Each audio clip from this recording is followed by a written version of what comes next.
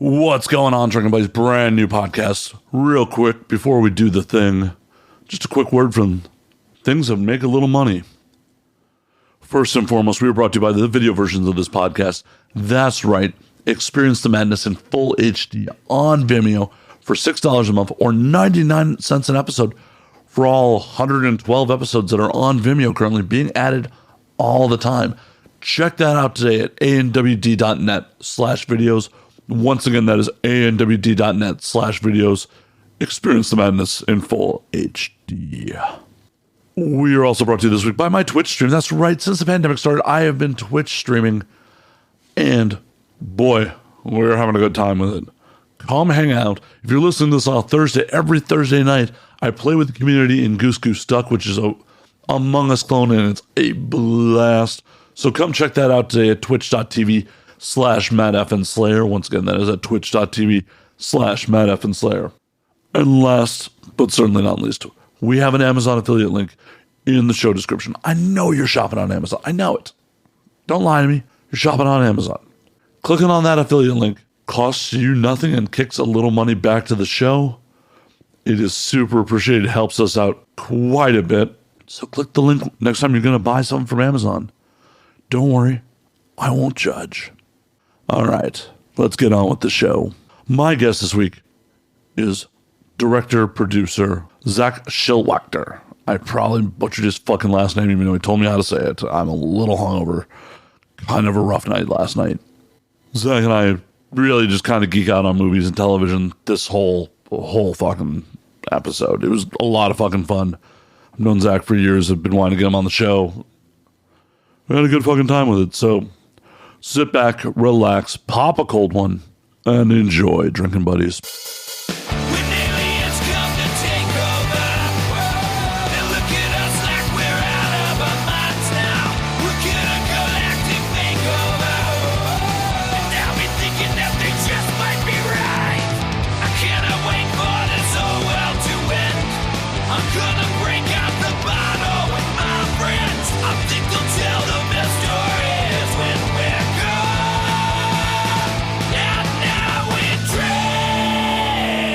How the hell are you, man?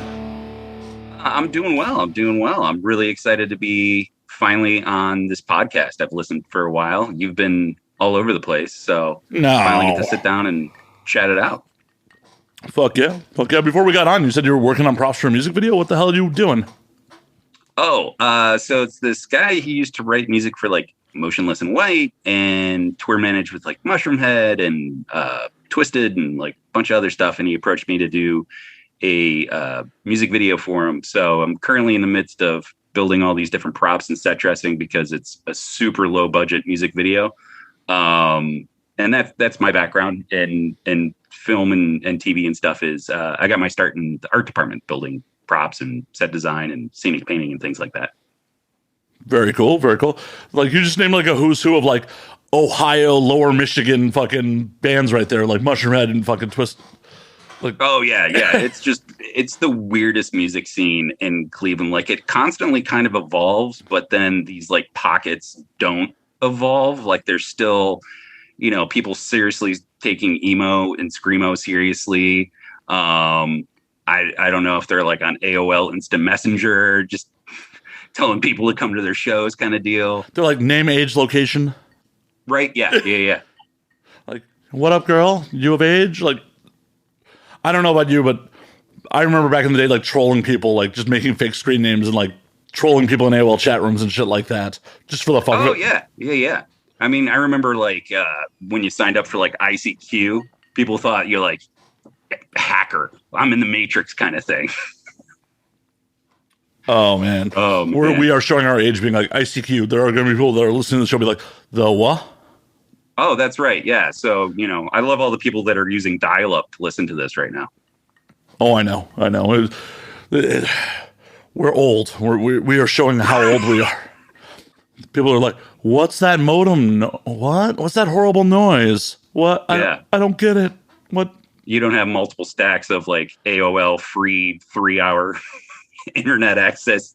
Remember they would mail that out like with samples of Tide? Oh, yeah. Dude, you used to just cover the write protect hole on the floppy and like, oh, I just got free floppies now. Yeah, pretty much. Yep. It was a sad day when they went to CDs where it's like, oh man, now I don't get free data. I'm like, well, free fucking media? Shit. Yeah. Fucking zip drives and all that other nonsense.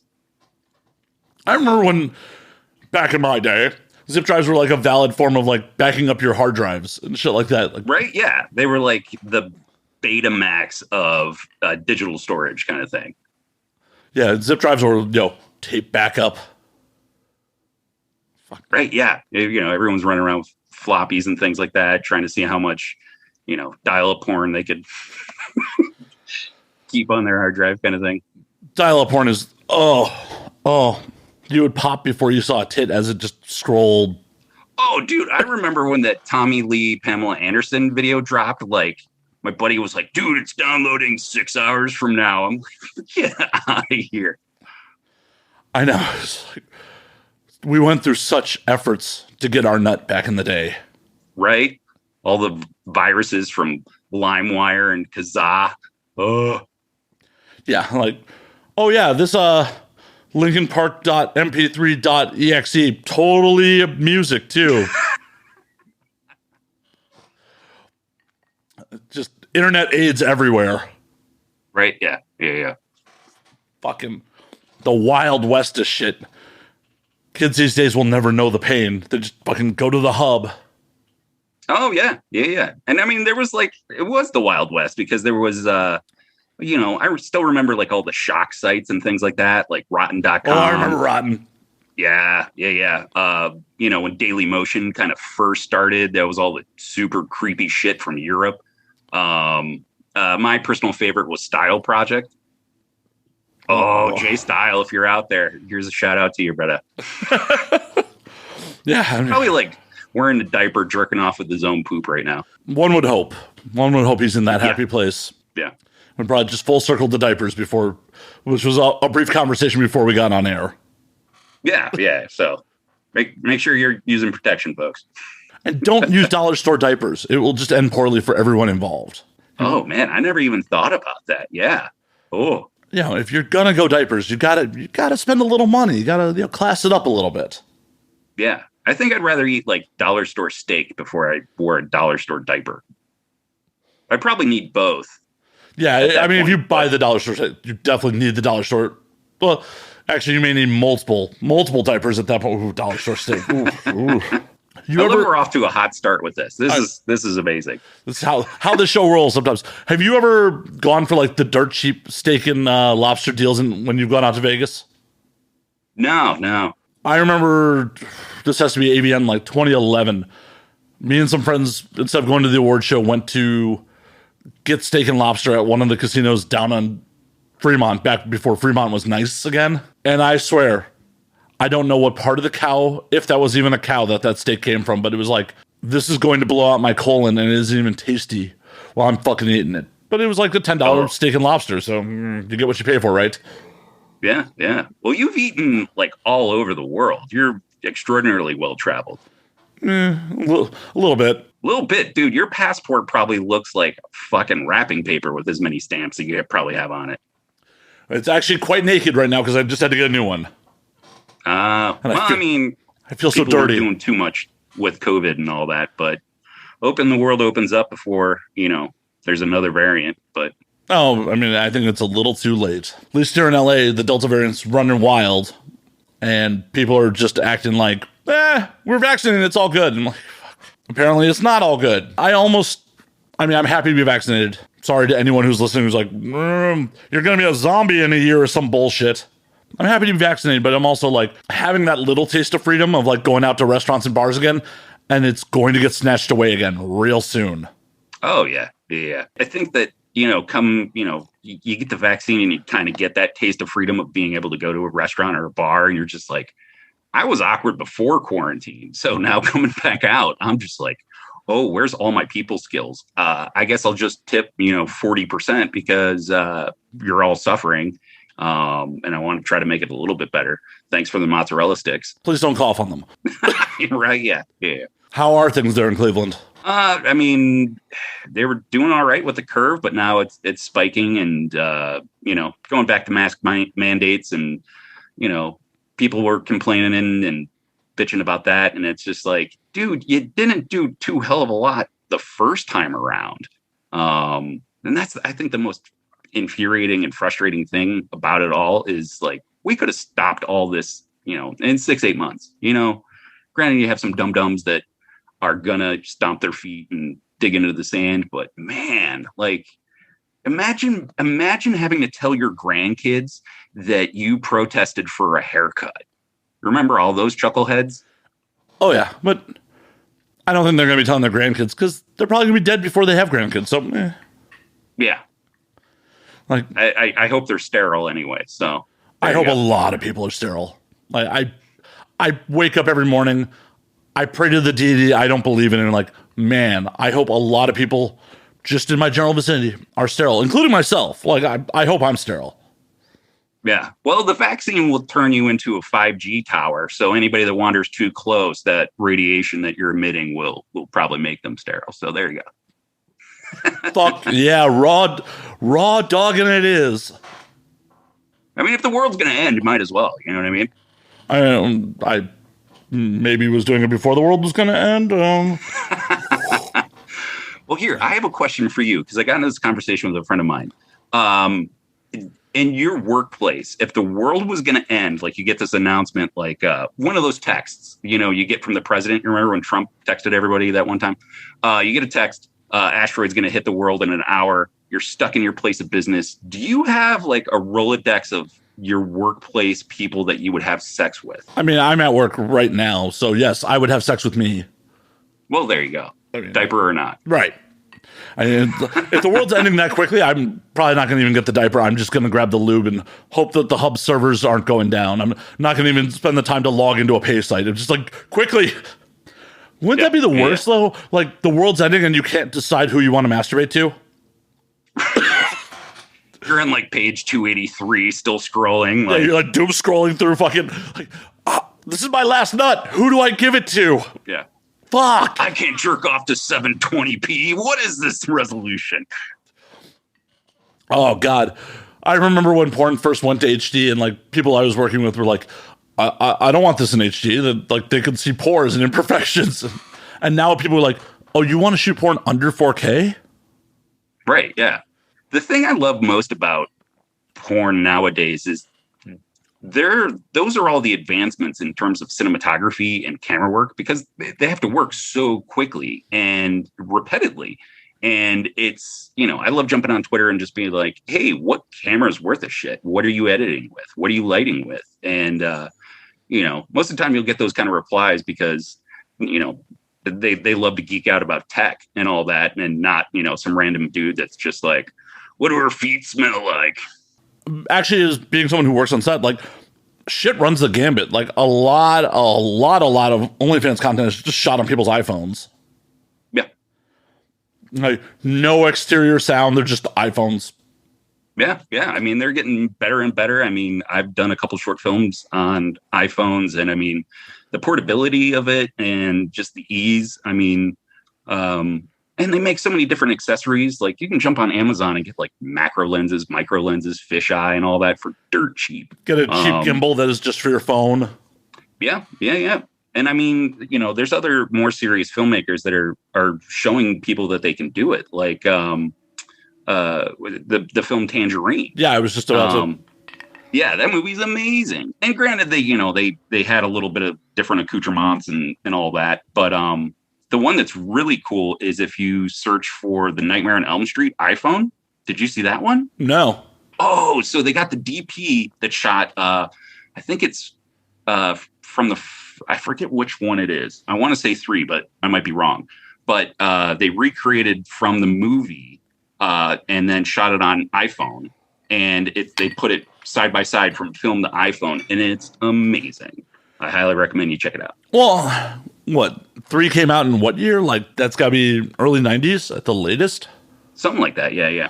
So I can't imagine even a cinema camera was as good as an iPhone at that point. Yeah. And I would love to see like what people can do. Like if Roger Deakins shot it on an iPhone, like what Blade Runner 2049 would look like, kind of deal. Well, so much shit is like I'm learning now, and like I didn't fucking know. It's like it's not your camera is definitely important, but like lighting and actually skill and framing and shit like that matters so much more than just the camera. There's myself included was just like, oh, if I had a really nice camera, I could shoot something beautiful. Like, not if it's lit like shit. Yeah. I mean, I've seen some amazing photography just done with, those disposable cameras you buy at any drugstore. But yeah, I think that the more accessibility that people have, the more talent you can nurture. And yeah, it's a double-edged sword because now there's just so much content to kind of pour through.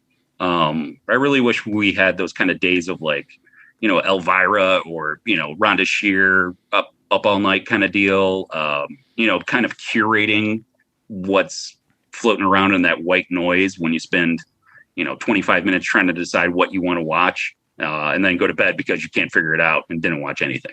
Yeah. And that's just the world we live in now. And like you said, I'm excited about it on one hand because it's like, oh, hey, people that may never have had the budget or a gatekeeper would have never let them in, gave them the ability to actually create something. Hopefully we discover it, but it doesn't always happen. And that's why fucking thumbnails are so fucking important. Yeah, everything's a GIF, to grab your attention kind of thing. And I say GIF, not GIF.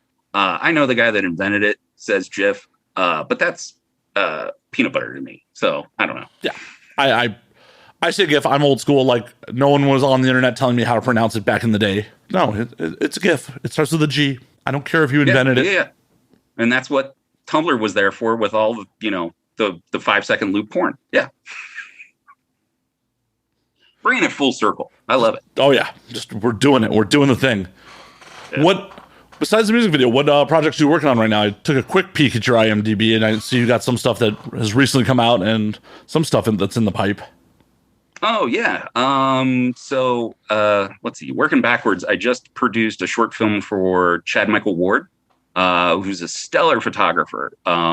He did some stuff for some magazine covers and commercials. Like he did a motionless and white music video as well. His stuff is amazing. His portraitures and all of that.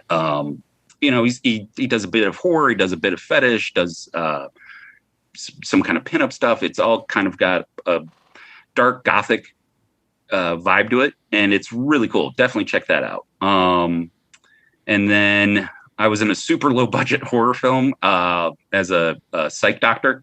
That was kind of cool to be in front of the camera for once. And then let's see. There's a couple anthology films that I'm a part of. There's one called The Dark Mixtape by Tony Newton, this UK producer. And so it's kind of like a snuff film anthology, which I got asked to be a part of. And it's super weird because I'm not that guy. There's all these like hardcore dudes like sawing bodies in bathtubs and, all this other stuff. And like I show up with, my super goofy one and it just sticks out like a sore thumb. But I'm like, yeah, this is what I would want to watch. But he's super cool. Tony, I was part of his documentary Pornography about extreme cinema. And then another one called Oh, the Horror, which is about like the impact of horror movies on directors and their form of storytelling and things like that. So yeah, trying to stay busy. Those are some of the things that I've been up to. These aren't real snuff films, right? No. That's that was the whole one of the prerequisites for the project is like no real death.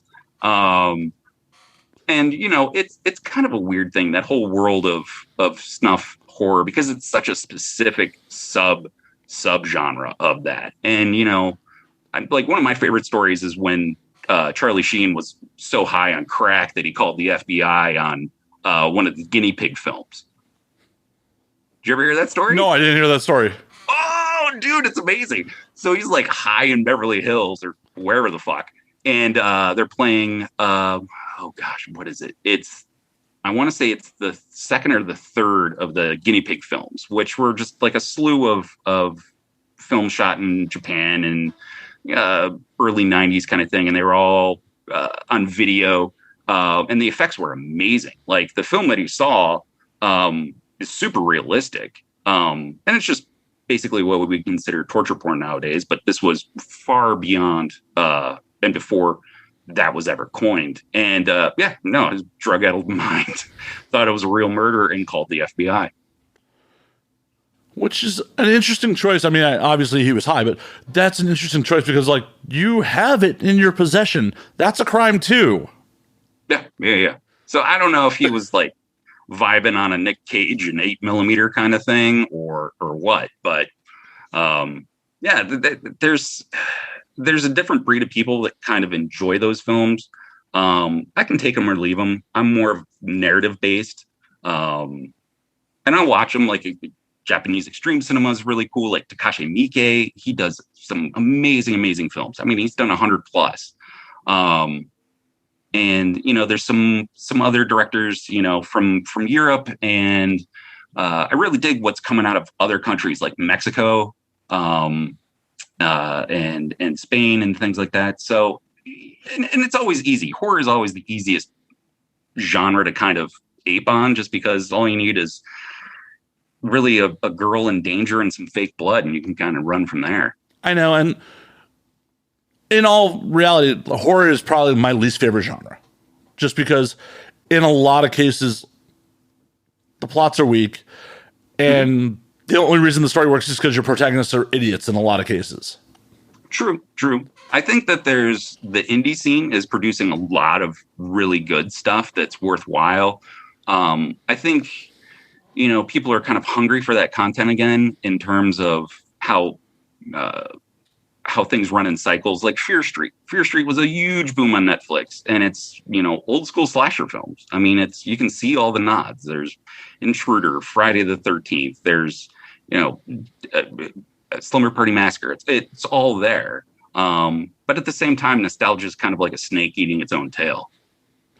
There are no original ideas anymore. I mean, Hollywood's almost completely just creatively bankrupt, unless whoever's producing it has a lot of fucking clout. It's all recycled fucking ideas. They're just like, oh yeah, we're gonna do something that worked already because it'll sell. The business end of show business is way taken over. Yeah. And I mean, people, they want that nostalgia, like, oh, hey, I remember this movie from when I was a kid. I'm gonna take my kid to go see it. And there's not much room for originality when you're banking on putting all your eggs in one basket. True. And unfortunately, because of piracy, streaming services, and all that stuff, studios can't take the financial risk to do something creative anymore. They just need to be like, this movie cost us $100 million. We have to recoup our costs. Yeah. And what's happened to the landscape is, coming up through the 90s and all of that, like you had a slew of just crazy action films, the Lethal Weapons, the buddy cop action and stuff like that. And those were all like $20-30 million. And now it's just, like you said, $100 million summer tentpole films, or these indie darling gems that go to Sundance and, you jerk off the next time you're at a cocktail party talking about, that are less than $1 million, and there's no in between. So you're losing all these auteurs that could have the ability to help reshape these different genres and make a horror film that you would enjoy. But there's not enough water in that well to go around. Yeah, I will say that I enjoy the stuff Jordan Peele's been doing. Mm-hmm. Like that's good, but like, what's another like major mainstream horror? Like A Quiet Place was fucking hot garbage. Yeah, I would agree with that. Just for me, it didn't work because they presented the protagonists as being very intelligent people, and then they proceeded to do very stupid things the whole fucking movie. It took me right out of it. Yeah, I would agree with that. It's a wild time in terms of curating your content, because now it's just all algorithms and things like that. Like, I still miss the days of going to your mom and pop video shop and it was just box art, like, hey, there's some boobs covered in blood. Can I get this, Mom? No. Come back a little later and like the $7 an hour employee is just like, yeah, kid, here you go. I don't give a fuck. Yeah. Well, that was always the allure of it too, because they would put all the horror towards the back where all the adult films were. And, it was either like a velvet curtain, or it would be beaded, or it'd be like those fucking saloon doors. Yeah. Yeah. Like you're just waiting for like John Wayne to saddle through or something. But, my biggest hope is that with this digital age that we're kind of pushed into, especially with COVID and everything being on demand, is I really want to see a return to NC-17 rated films. There's not much of that anymore, and I don't know why. I think it comes down to the commercial ability. Is it commercially viable? Like, people are like, oh, hey, it's not going to get a theatrical run at NC-17. Yeah. The reason we don't have them is that theaters were like, that gets poo-pooed because we can't show it. We can't do matinees. We can't, the kids are the ones that go to the concession stand because they want all the candy and blah, blah, blah. Like, I get it. But now we're in an age where, if I want a snack while I'm watching a movie, like I just go to my fridge and I go fart in the same couch cushion I've been doing all of quarantine. Well, I know Amazon will let, independent creators upload to Prime. Do you know if they have any restrictions on shit like that? In terms of digital stuff, like I know YouTube will kind of come down on folks. Vimeo is a bit more lenient in terms of artistic freedom and things like that. That's where the home of the video versions of the show is Vimeo, because we have nudity on occasion. Yeah, I love Vimeo. The biggest beef I have with it is like their search algorithm really kind of sucks. Well, their search algorithm sucks. As a creator, you have no opportunity to be ad supported, so you have to sell your content, and then you have to pay to have any real space on there to upload stuff. Yeah, I think they're still doing that little tip jar thing, aren't they? Or I don't know. All mine are video on demand, so you have to pay $6 a month. You can get every episode unlimited streaming, or 99 cents an episode for if you want to watch the show in the video version. Nice. That was a hot plug right there. Listen up, folks. Right. If you play want that twice, like rewind it back. It'll be in the audio version's intro. Don't worry. It's there. It's there every fucking week. And I would prefer to be on YouTube because I'd get better visibility, but I have to go back through back catalog and edit out nudity, and half the subject matter on this shit would probably get me demonetized anyways. Back in the day, like when I first tried to monetize on YouTube, they're just like, nope. Yeah. And it's such a shame because it's, people are cracking down on basically sex workers and adult content creators from making a legitimate living based on that. And it's like, there was, because of quarantine, everybody flocked to like OnlyFans. You had all these, housewives in Minnesota, shaking their tits and, getting bank. And you know what? God bless them for it. Because the one thing that came out of OnlyFans is you started to realize, like, as ugly or as misshapen or whatever you think, whatever body dysmorphia you have, somebody out there is willing to give you money to jerk off to you. Well, and on top of that, the other beautiful part about OnlyFans is it allows content creators, if they want to get wild with their concepts and shit like that, they don't have to just be like, I'm banging my step sibling. I was talking to Olive Glass about it a couple months back where she's like going to talk about doing like full on circus scenes and shit like that for OnlyFans. Yeah, you can get wild. You can get more creative. You're not locked to, what people are telling you is cool and hot and trending and hashtag whatever. You can, go against the grain. And I think when people do that, that's when you get a lot more engaging content that will now spark that, slew of imitators and things like that, like you just said, like everybody's banging their stepdad. Like, what are you doing, step bro? Like that's the whole fucking new thing. Like, It's kind of like when we were coming out of the 90s, 2000s, it was like all the hot tattooed alt girls. Like, ooh, how taboo is this? Like, oh, you've got a neck tattoo. I can't take you home to mom, but I'll still shoot my seed. Woo. Yeah. Right. But like the flip side of that too is, OnlyFans is they're trying to like, we're not just porn. You can watch comedy specials and like all that other stuff. And it's like, really, like, yeah, I could probably watch cartoons on Cinemax, but I'm not staying up late to do that. the other flip side of it too is like Pornhub. You'd mentioned that. So Pornhub's the 10th most popular website in the world. I'm surprised only 10th. Right. It's probably up there now, a bit more. And, they definitely have their issues with, like revenge porn and a lot of fucking creepers. But that kind of goes with the territory. But like one of the big things that as a filmmaker and content creator myself is like that story of Bella Thorne releasing her film on Pornhub. And I was like, that's fucking amazing, because Pornhub is this digitally ingrained distribution of like something drops and it hits millions of viewers instantly. And they've set it up now where you could subscribe to performers, give them tips, monetize it and all that other stuff. And it's like, why don't you do more of that? So like, you could be Netflix and not have to buy any content. So there's two problems with that. One, when Visa MasterCard pulled billing from them, a lot of that shit went to the wayside. A lot. Yeah. A lot of the two, because I tried to originally, before I went to Vimeo, host the video version of the show on Pornhub, and I was told it wasn't pornographic enough to monetize.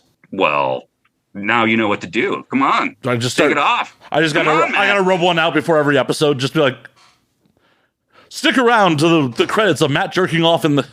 Like, I'm just picturing that scene in Showgirls, like when they get the bowl of ice and just. No, I think that's how I'm going to get to the hub. I'm just going to, like, during the credits of every video episode, just rubbing one out over the credit scroll at the very end. Like, you have to sit through 2 hours of podcast to just watch me sadly jerk off. Right, yeah. I mean, that was Burt Reynolds' character in Boogie Nights. His goal was to make a movie that's so good that you'd sit in your own goo to see the ending of. So I still think that that's a viable thing. I mean, I don't know. When Verhoeven did Showgirls, I mean, that was the biggest studio NC-17 film ever. And, it was considered a commercial flop, and they'll probably never do that again. But that is a cult classic. Cult classics don't make money, though. True. It's all about the money. I mean, hell, they had to recut Natural Born Killers down to R. Yeah. And, that's fucking Oliver Stone. At, like, the height of Oliver Stone. And they had to recut it down to R. Just, I don't think in the current landscape, NC-17 is ever going to be commercially viable on theatrical runs if things like Prime, because Prime is like the only real mainstream source where you could probably do NC-17, maybe. I don't know. No. Because YouTube's just too ad-driven and like national advertisers to be like, oh yeah, we'll allow NC-17. YouTube, if they were, in my opinion, if they were fucking smart, would roll out like an adults only section.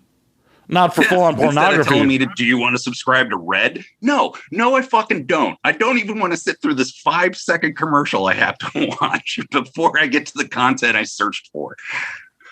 Well, I feel like YouTube Red was just it was good in concept, but it failed horribly. There's a reason Cobra Kai ended up on Netflix. Yeah. No, I agree. And that's a great show too.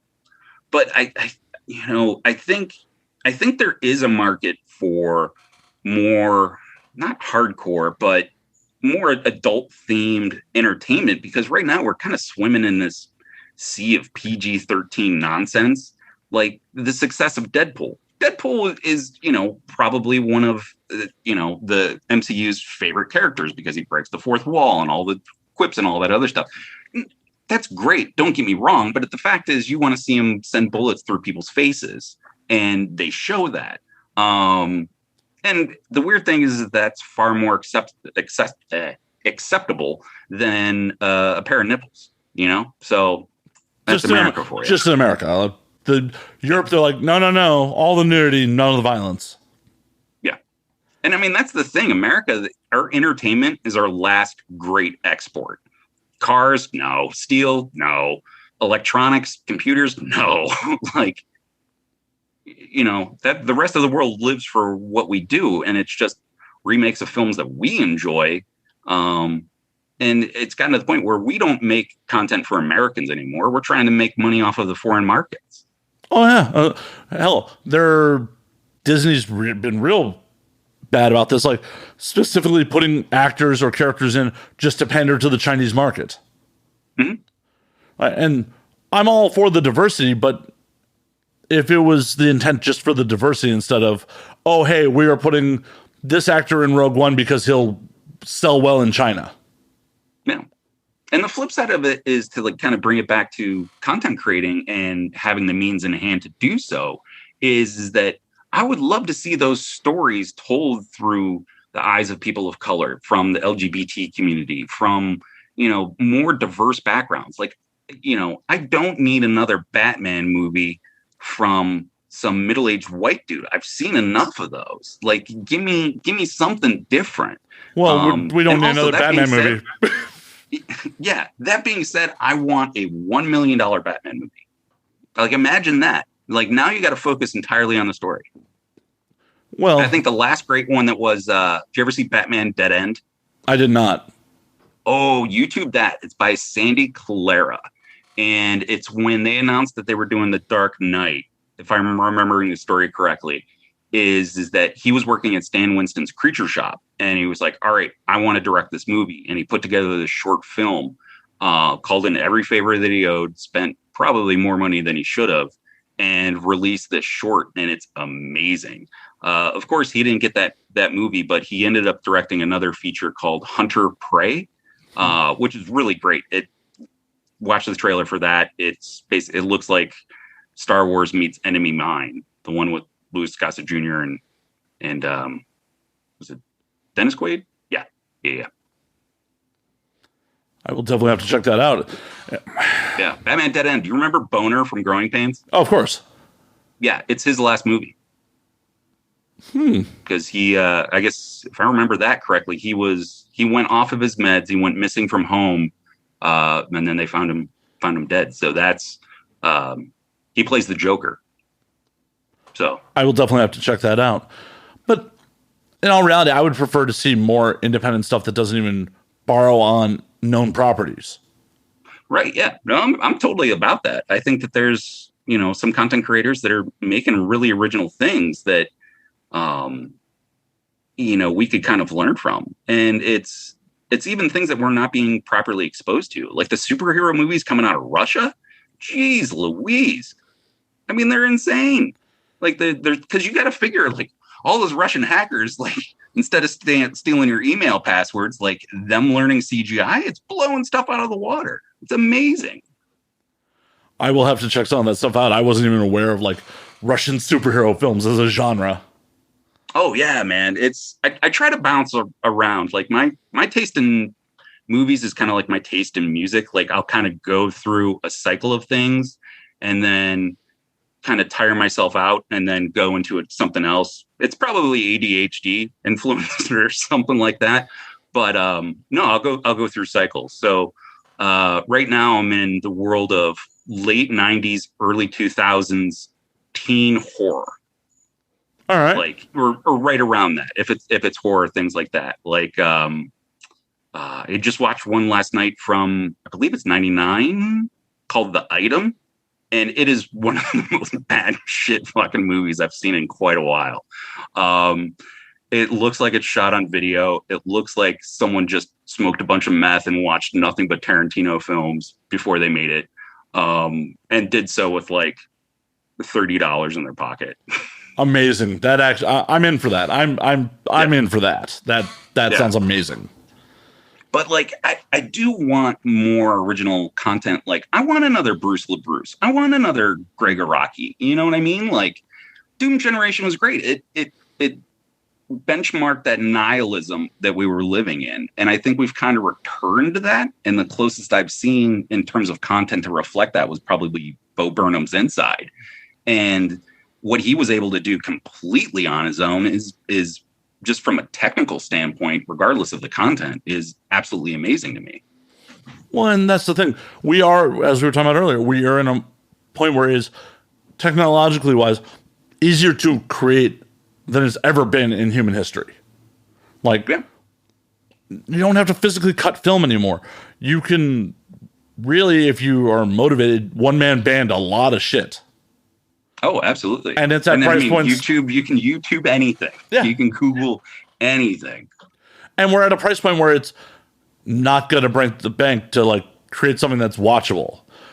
Yeah. You don't have to fucking have a $30,000-$40,000 red package to fucking film something competent. True. And I mean, there's probably some 12-year-old in Sweden that figured out how to hack it all to put it together for us. Like, I love shit like that. Like the fact that we're podcasting via Zoom, like that was a big thing, over quarantine. Like, I mean, I have no idea if you have pants on. You might be wearing that diaper we talked about earlier. How do you think I'm getting on the hub later? There you go. No bathroom breaks here, folks. Nope.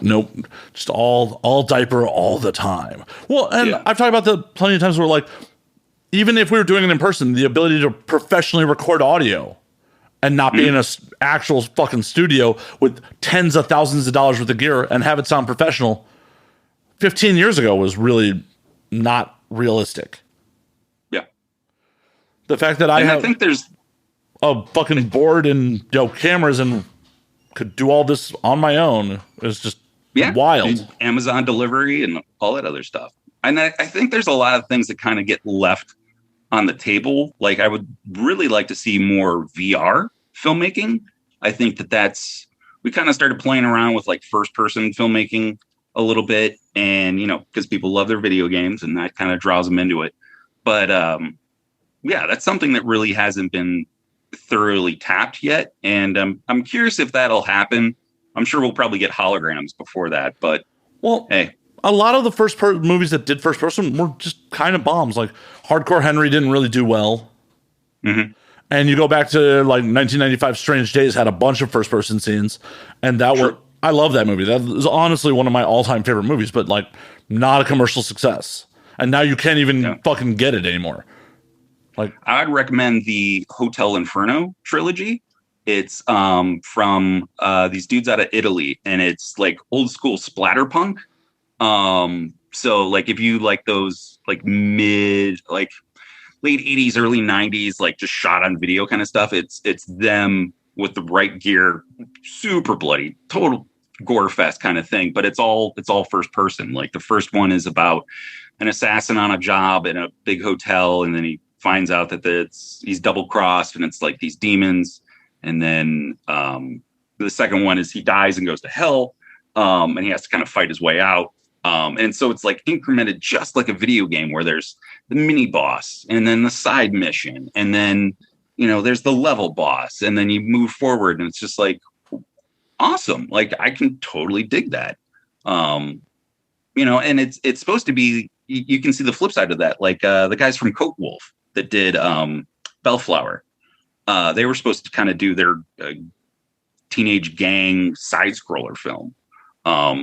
If you've never seen Bellflower, I think Bellflower is 100% up your alley. I will have to check it out. I'm unfamiliar with it. I'm like, it's two best friends that are super obsessed with Mad Max and preparing for the wasteland that the apocalypse will deliver. And then one kind of falls in love with the most toxic partner that you could encounter. And then, of course, everything hits the fan.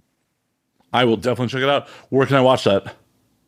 I think it's on Prime. You might be able to track it down. I'm sure I can track it down. You can find it on Kazaa or .exe. Bellflower.exe. Oh, there you go. If you're wondering where this podcast went for the next month or two, it's because I downloaded a virus on Zach's recommendation. There you go. Yeah. You killed the podcast, Zach. How does that make you feel? Oh, you know what? It's not even me. I'm some Russian hacker. And now, I've got some spyware, ransomware thing going on. He's actually all CGI. He's not even a real person. That's right. Oh. But speaking of CGI, I honestly feel like more movies need to go back to practical effects, especially for horror. Oh, yeah. Like, CGI blood is so bad. Like, even when it's good, it's bad. It works. Yeah. There's just the unpredictability of how splatter goes when you're doing squibs and practical effects. Mm-hmm. And I mean, there's definitely a combination that works. Like with Mandalorian, I loved with Mandalorian, they had these physical costumes, they had these puppets, they had all of that. But a lot of their locales were these LED paneled walls. And, they were curved and all that. And it's basically, you can run a screensaver through that and then shoot it And it was kind of like, an evolution of that Tom Cruise movie that he did where he's in all white. I'm trying to remember the name of it. Not Minority Report. No. Oblivion? Yes, Oblivion. Yeah, and they shot that with projectors. They projected the image on that and had them kind of walk within that space kind of thing. So, I mean, with advancements in technology, like it's really cool to see, like just kind of going back to those old school tricks of, like how the French were doing things with pinhole cameras and things like that, like Michel Gondry and the tricks that he would do. Or like every fucking movie for the most part, when they're in a car and like there's fucking a projector of the background playing in the some poor grip with a tree branch just going back, like running back and forth. Oh God, I love that shit. If we go back to some of that shit, like, and you have good storytelling, that shit won't take me out of it. If you look at like fucking classic noir, like Cagney's White Heat, there's a point where he shoots at a trunk while delivering some amazing dialogue, and there's not even blanks coming out of the gun. They're just playing a sound effect as he does this with a gun at the trunk, and I'm not taken out of the movie. Yeah, because the story and the story and the acting is so fucking good. But you to give me fucking bad story and okay CGI, and I'm just like meh. Yeah. It's so much of it. It just looks like a lock screen for your phone kind of thing. And don't get me wrong, I get it. I'm a comic book fan, like Avengers Assemble, all that fun nonsense.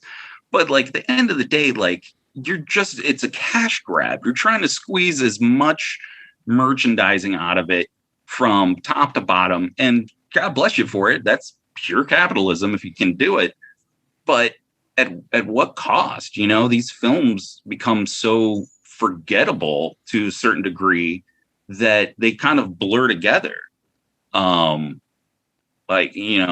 couldn't tell you, what the difference between some of these story arcs are. And they're also so predictable as well. They are, because they play the same beats, because they just want you to come in and like feel good. On the other hand, it's also really impressive that like in the first time in cinematic history, you have almost 20 films that are all intertwined at this point and still going. Yeah. But I mean, I like the old school, like the Roger Corman Captain America, his Fantastic Four. Like anybody out there, Dr. Mordred. Dolph Lundgren is the Punisher. Come on. Yeah. Yeah. But Dr. Mordred with Jeffrey Combs was supposed to be Doctor Strange.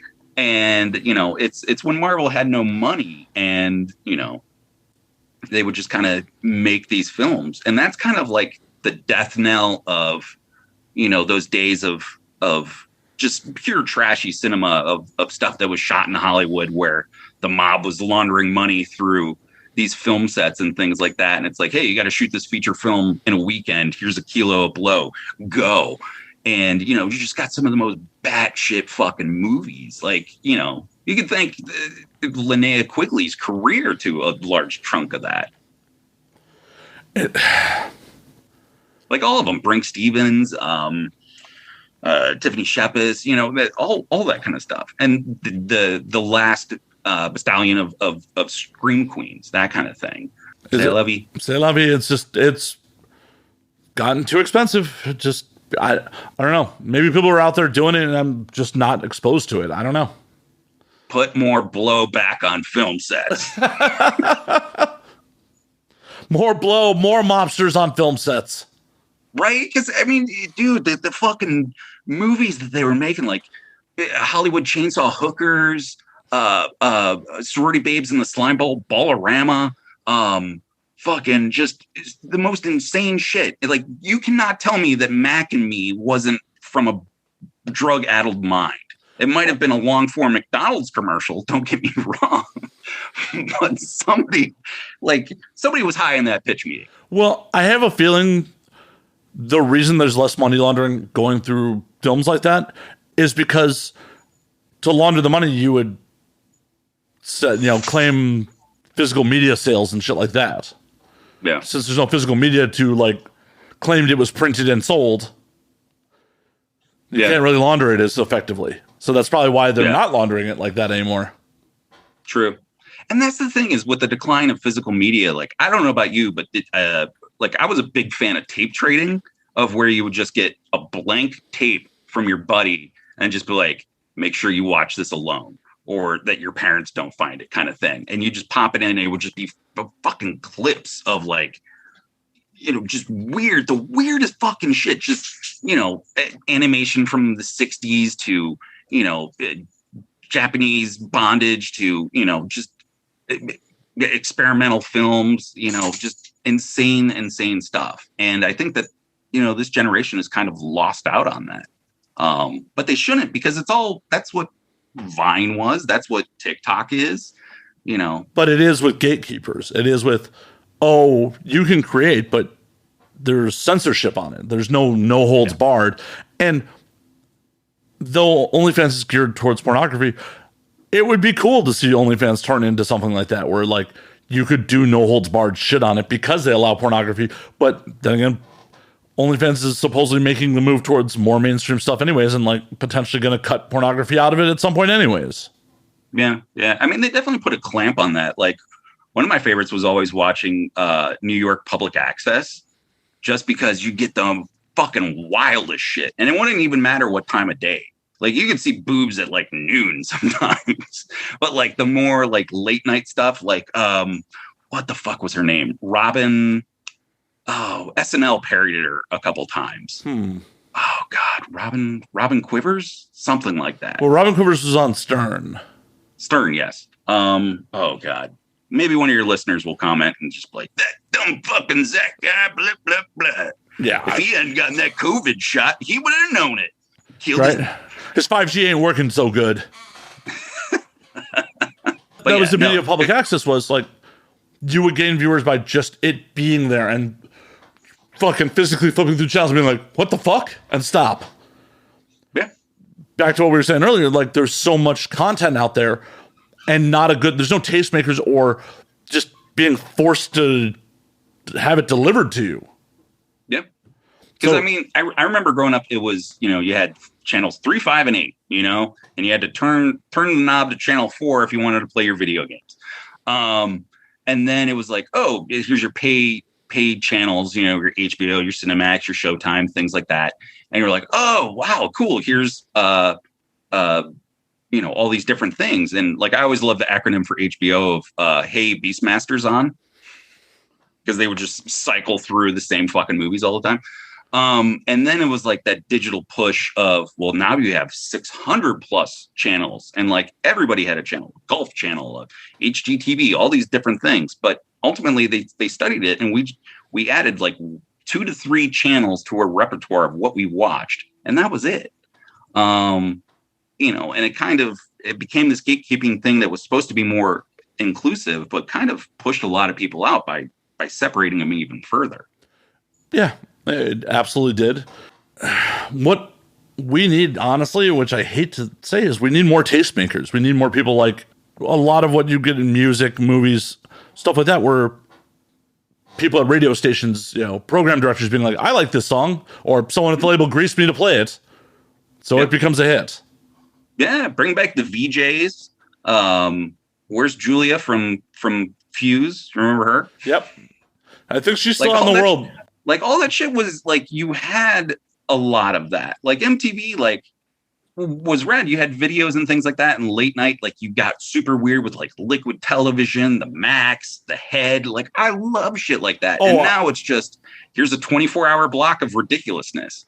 Like, I can fucking YouTube that myself. Right. I don't need Chanel West Coast to horribly laugh at things I could be watching on my own.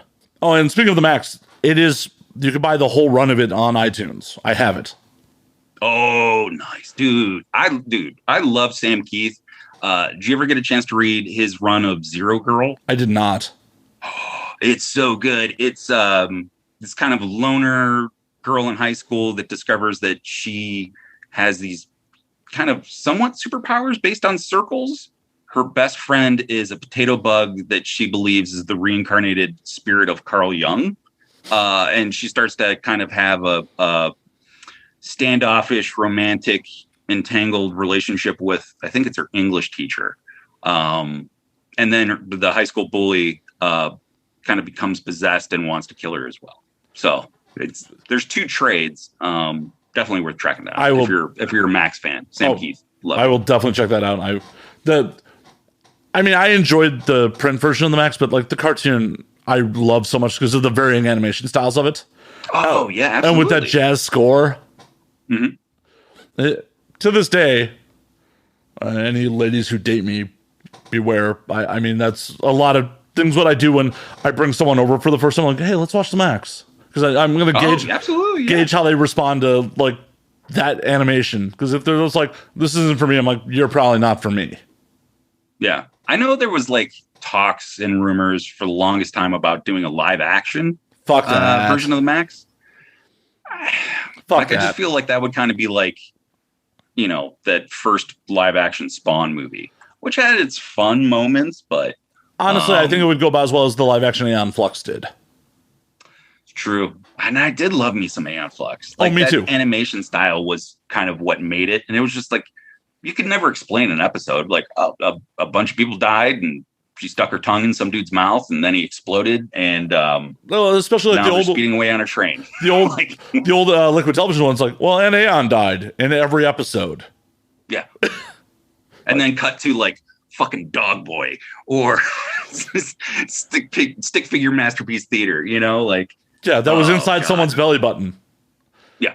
Bambara cut off his arm and gave it to a child. And like, there were drugs involved with making that. Lots and lots of drugs that were involved in making that. And like, why is shit like that not on television anymore? Yeah, people want tastemakers, you know, like Elvira, loved her. Rhonda Shear and Gilbert Godfrey on USA Up All Night, loved them. Commander USA, when USA Network was first jumping up. I'm from Lorraine, from Cleveland. Goulardi was a big thing. Svengoolie in Chicago. I thought he died. Yeah. All that's so weird because they pass it back and forth. Like I know there's the Son of the Ghoul, which is Goulardi's kind of thing. But you know, there's still a market for it. Like Joe Bob Briggs, like he was only supposed to do one season on Shudder, and now he just got renewed for I think it's his fourth. So and he's just showing movies that you've seen 100 million times before, and then throwing in some new stuff here and there. But you know, people want to talk about it. They want to sit down, and they don't want to hit the bars all the time. They don't want to. You know, you get older, you don't want those hangovers. You'll stay up late and you're just like, man, I really kicked ass. We went to bed at midnight, you know? Speak for yourself, sir. Speak for yourself. Well, that's because you got the diaper on and you can just go right in the bed and not have to worry. It's true. It's very true. I mean, I just go right in the bar on the bar stool. No one knows. It's great. It does make bathroom sex in the bars a little awkward sometimes, though. Crinkle, like pulling it down. And oh, I thought they would be like, you know, let's see that badunkadunk, and then you pull it down, and false advertising. That's happened before too, and then it's also happened where they were like, oh yeah, okay. Then you found a winner. Only if they watch the Max with you. Well, that's an actual date. I mean, bathroom sex isn't a date. Like that's just something that happens. Fair enough. On a serious note, like there needs to be more adult animation. I mean, Rick and Morty has even shown that like animation more geared towards adults works. Yeah. Like Ralph Bakshi, where the fuck are like the last big film I think I remember from him was Cool World, which was like Brad Pitt when he was first getting started. Like, yep. I think at that point he had done Thelma and Louise and Johnny Suede, which nobody saw fucking Johnny Suede. I own it on VHS. And I think I'm probably one of the only people I know. He had his bit part in True Romance. Yep. Yeah. Smoking the honey bear bong. Yep. But like Cool World was amazing. And like Bakshki's other films were so far ahead of their time in terms of dealing with social norms and things like that. Like I dare people to check out Hey Good Looking, Coonskin, Heavy Traffic. I mean, everybody kind of knows Fritz the Cat because they're just like, oh, it's Fritz the Cat. Fucking. Yeah. But like his other stuff, man, it's super fun. And it hits on, you know, race relations, like spot on, like light years ahead of its time. You know, some of it would probably be considered problematic, but those are tough conversations to have. You know, there's no right way to go about that, especially cinematically. It's true. And especially when you have to draw it. Well, and also they're products of their times. Like you can't go back and look at something from 40, 50 years ago from the same light that you would today. Like hell, The French Connection is an Oscar-winning film, and Gene Hackman's character specifically says, as a New York cop, never trust an N-word with a knife. Is like a line of dialogue in that movie. That would never fly today, even if it was appropriate to the period. You just couldn't do it. And that's... But I think that's part of the world that we're living in is, people are very fearful of cancel culture, and, rightfully so. We've suppressed a lot of voices for a long time, and now they're getting the technology and the means to have those voices heard. And as they should, I actively encourage that to happen. But I'm also a fan of exploitation cinema and things like that. And, the worst thing that entertainment can be is boring. Love it or hate it. I want you to feel something. But, if it's just this kind of meh, that's the worst. And, there's some really cool films, I'm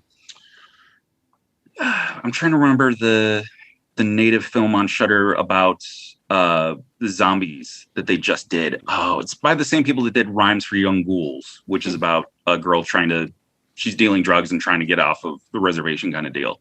And there's other great filmmakers. Like I was in New York when they premiered Ticked Off Trannies with Knives, and people were like protesting all of that because of the title and things like that. And that's just pure exploitation cinema. It's a revenge film that we've seen a billion times before, except that, the stars were drag queens and performers of that nature. And, people wanted to shut it down before even giving it a chance.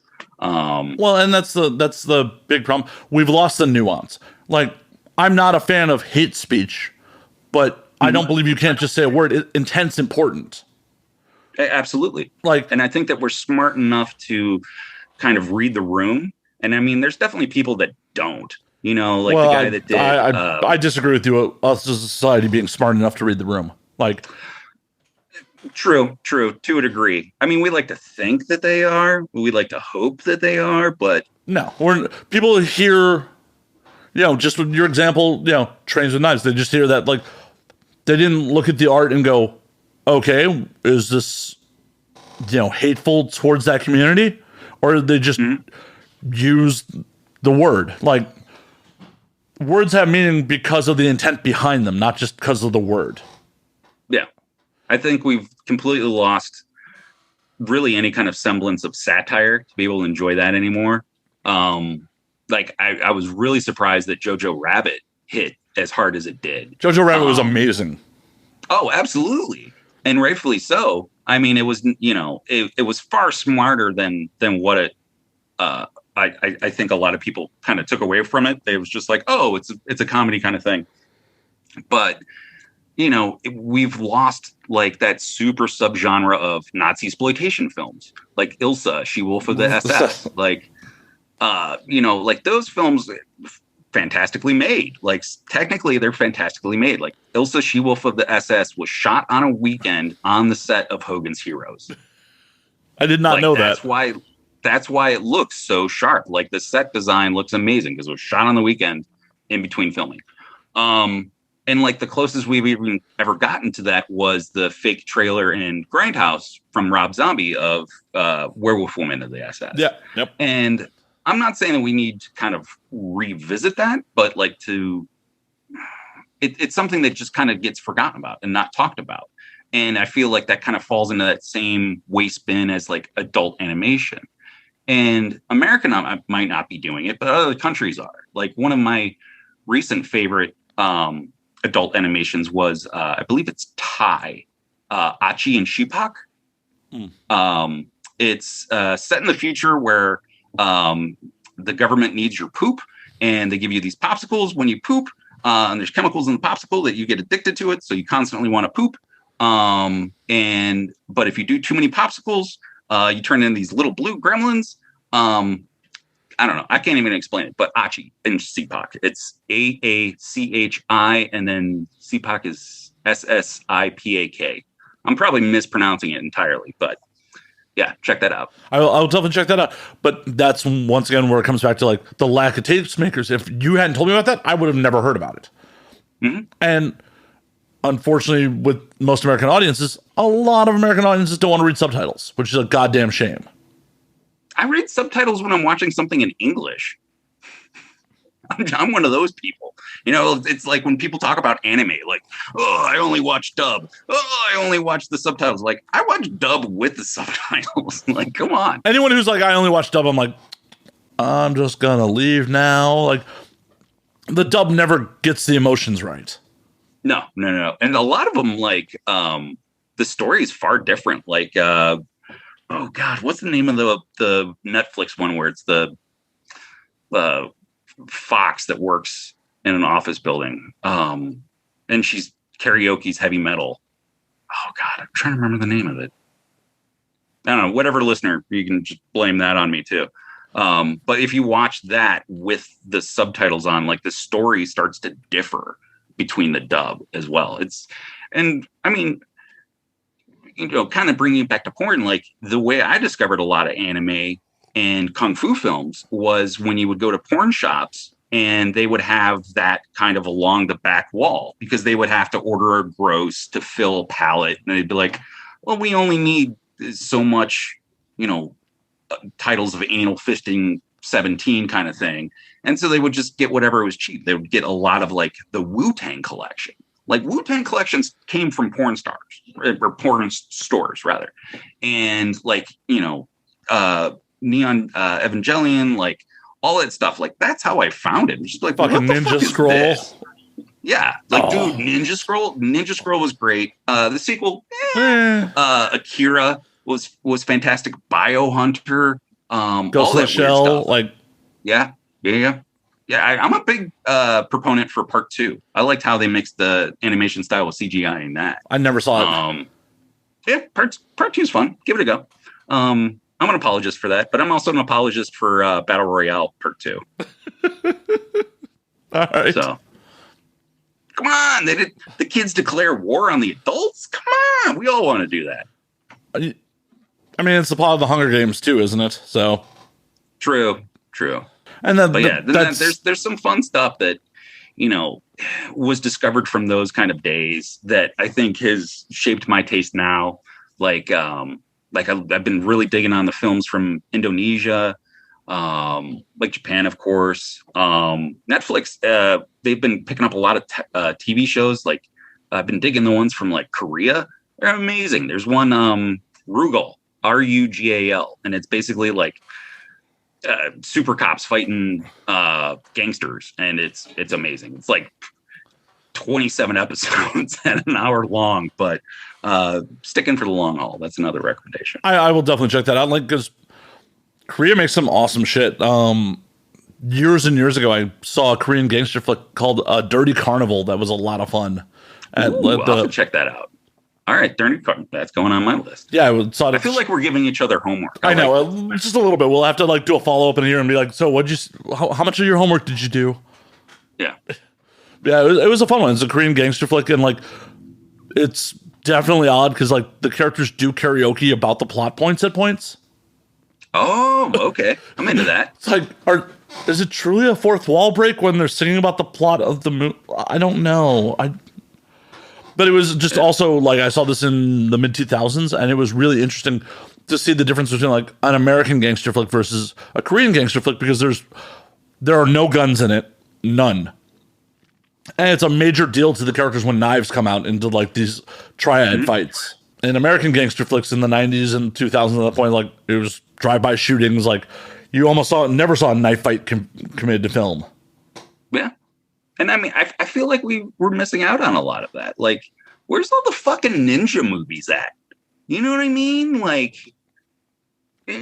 cool. Like, here's a historical period piece, you know, like 47 Ronin. Am I supposed to get wet for that? That's like a comic book adaptation.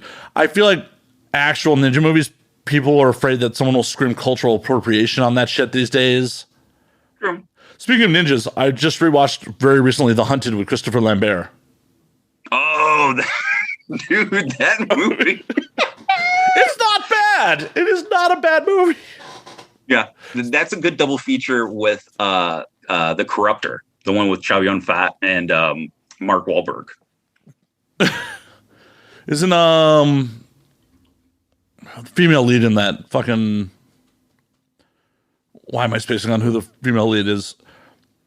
Because it's that 90s 2000 era of film. It's kind of like you sit down and name all of the cast of Deep Cover.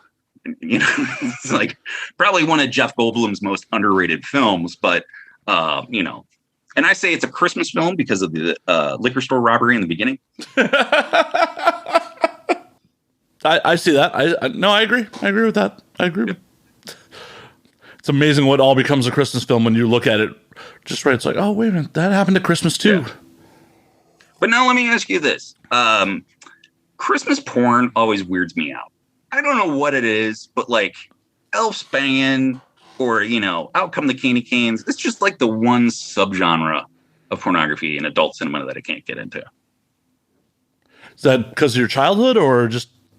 No, it's not like the sanctity of the holiday or anything. Like, it's not like, you know, I'd be one of those people out protesting Silent Night, Deadly Night when it first came out. I just think that there's just a level of ridiculousness to it that isn't self-aware, like, say, a parody.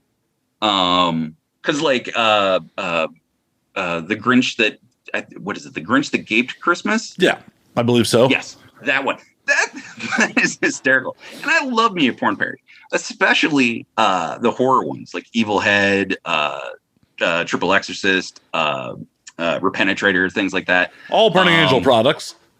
Yes, absolutely. Love Joanna and Small Hands too. I was able to do a short with them probably 4 or 5 years back. Yeah, I remember you sending it to me. Dude, they are some of the coolest fucking people on the planet. Like, it's not fair. Like, it's not fair for them to be like that hot and that cool. Like, I would love to work with them again. I'd love to shoot a music video for Aaron. So, well, holler at him, but he's a one man shop. He's like the fact that he is doing music videos, the music, the editing. Like, he is. Like, that's not fair, man. Like, you're doing all, right? You can do all this. Fuck. Yeah, and I mean, there's people like doing far more. Like, one performer I've always wanted to work with was Marilyn Mason. She was in that remake of Evil Night, which was a super shitty shot-on-video film that was remade by Chris Seaver. And the remake is just full of, you know, cheeseball jokes, and you definitely have to have a six-pack in you before you even hit play. But she's great. She's probably the best part of that whole movie. And then I just helped on a film called Thrust, which is like about punk girl gangs in the future. All the men are either dead or enslaved, kind of deal. And I got to work with and meet Felicia Fisher, who I didn't know at the time is like this hardcore porn actress, in the sense of like she does like vomit porn and things like that, and also does like more horror themed stuff. Like there's Baroque House, I think, out in LA. Those guys, they make weird horror porn, which is done by Sam Hell. So it's like this weird world of crossover. And like, I only found that up by kind of Googling her, and up pops the OnlyFans, and up pops this other site of horror and porn, that kind of thing. Well, and horror porn is like a weird situation because like a lot of the more mainstream companies, because of billing issues, you can't have blood involved. You can't have like blood involved with the sex. Like, you could have a murder, but you can't have like sex happening in the exact same scene. True. Yeah. But I do love the ridiculousness of other stuff, like the stuff from like Leroy Myers, like Dickachu and Strokomon, and like and all that other stuff. It's so ridiculous that they're like, dude, check this out. And you text your friend a link at work, and they click on it when they're in a meeting. You're like, yeah, you know, that whole fucking thing. I mean, that's like Wood Rocket's whole bag is like, oh, we're pretty much making porn that's clickbait. Yeah. But there's so much craft in it too, because I remember when they did the Ninja Turtle one. And the Ninja Turtles, like, they had full body suit, but then they had like 10-inch cocks. Those were done by Tom Devlin, who was on season 1 of Sci-Fi Channel's Face Off, that special effects makeup competition show, which if anybody's out there that has any kind of pull, fucking bring that back. Because all we got was Sexy Beasts, that new Netflix show, which the makeup's cool. The show fucking sucks. But back to my tangent. There's so much skill in that. Like when they did the SpongeBob parody, SpongeBob SquareNuts. Christ. Yeah. Oh my God. Like it reminded me of like old school Rinse Dream, who did Dr. Caligari. He did Cafe Flesh. He did She Girls a Go-Go. And like he made this super wacky fucking adult cinema so that he would make enough money to make the stuff that he wanted. And if anybody listening that's never saw those films, track them down. They're fucking amazing. Like Dr. Caligari is one of my favorite films of all time. The trailer is spectacular. Like it starts off with Kurt Loder talking about it. It's supposedly getting a Blu-ray release. I think that was kind of the rumors on social media and things like that. But Rinse Dream, Wikipedia, Google that guy. It's definitely like that mid 90s, like the high waisted thongs, that whole thing. Oh, I love that. That fuck Victoria's Secret. Give me that Fredericks of Hollywood, bargain bin sale stuff. That's what I'm looking for. With the bad tan lines and all. Oh, absolutely. How am I supposed to know you spent the weekend in whatever beach that your boyfriend took you to that you couldn't afford otherwise? It's true. It's so true. Yeah. But on the Wood Rocket front, those guys, like, I love those guys. Those are friends of mine. They are creative maniacs. Like, oh, absolutely. Like I tweeted at Leroy. I was like, dude, if I can ever help, like legitimately, like I want to come and help, because I think he was one of the first people that I ever reached out to on Twitter and was like, hey, yo, what kind of camera do you shoot on? Like, what do you light with and things like that? Because I think like with so many different companies as they popped up, they've developed a very signature look. Burning Angel is one. Wood Rocket is one. Old school, like Evil Angel, like all that. Like I was just having a conversation, like the stuff from, I think it's taboo.com. Like their stuff, like suck out all the porn. Like it looks like fucking Christopher Nolan film. Like it's all dark and gritty. And you look at the shit from Lansky, like the budget that like goes into that cinematography, like what the fuck? Yeah. Like, and bringing it back to like comic books, like Axel Braun, his parodies of like The Dark Knight and Superman and things like that, his costumes are better than Hollywood. His version of Quicksilver, Google that and put it next to the one that Marvel actually put out, and you'll see the difference of who actually read the comic book. And his take on Batman was probably the closest to the Killing Joke that I've ever seen. With Penny Pax as Batgirl when she's in the she goes to rescue her dad. Fucking, I'm sure you've seen it. Probably. I actually haven't. Oh, dude, it's so good. Well, so I make it a point to not really watch stuff that my friends are in, and like. Well, that's the thing about his films is there's the X-rated cut, and then there's the one where it's just the film stuff. I've never seen either. Oh, so I fucking, those costumes are amazing. Well, I've definitely seen the costumes on Twitter and like on Instagram. I know Cleo Valentine is Harley Quinn. Her costume was amazing. Yeah. And it was like, so I love when those worlds come together, and I think that there's plenty of room to do so, because I think that this stuff is, it's being lampooned, it's being parodied, but you can't have something be successful like that without actually putting the love that you have for it into it. Well, and the thing about it is those are parodies in the loosest sense of the word. Like, you said loose. No, those buttholes are tight. They're tight. But they're like what Wood Rocket does are true parodies. What Axel Braun does are really pornographic love letters. And for whatever reason, Warner Brothers doesn't want to spend the time to like actually go after them because they're calling them parodies. But they're not parodies. They are pornographic love letters. Yeah. I mean, I would put them on par as some of the best fan films out there. Oh yeah, but it's crazy. They're like, oh yeah, this is a parody, and they're like, by the definition of parody under fair use, they really, I don't think, cut the mustard. Yeah.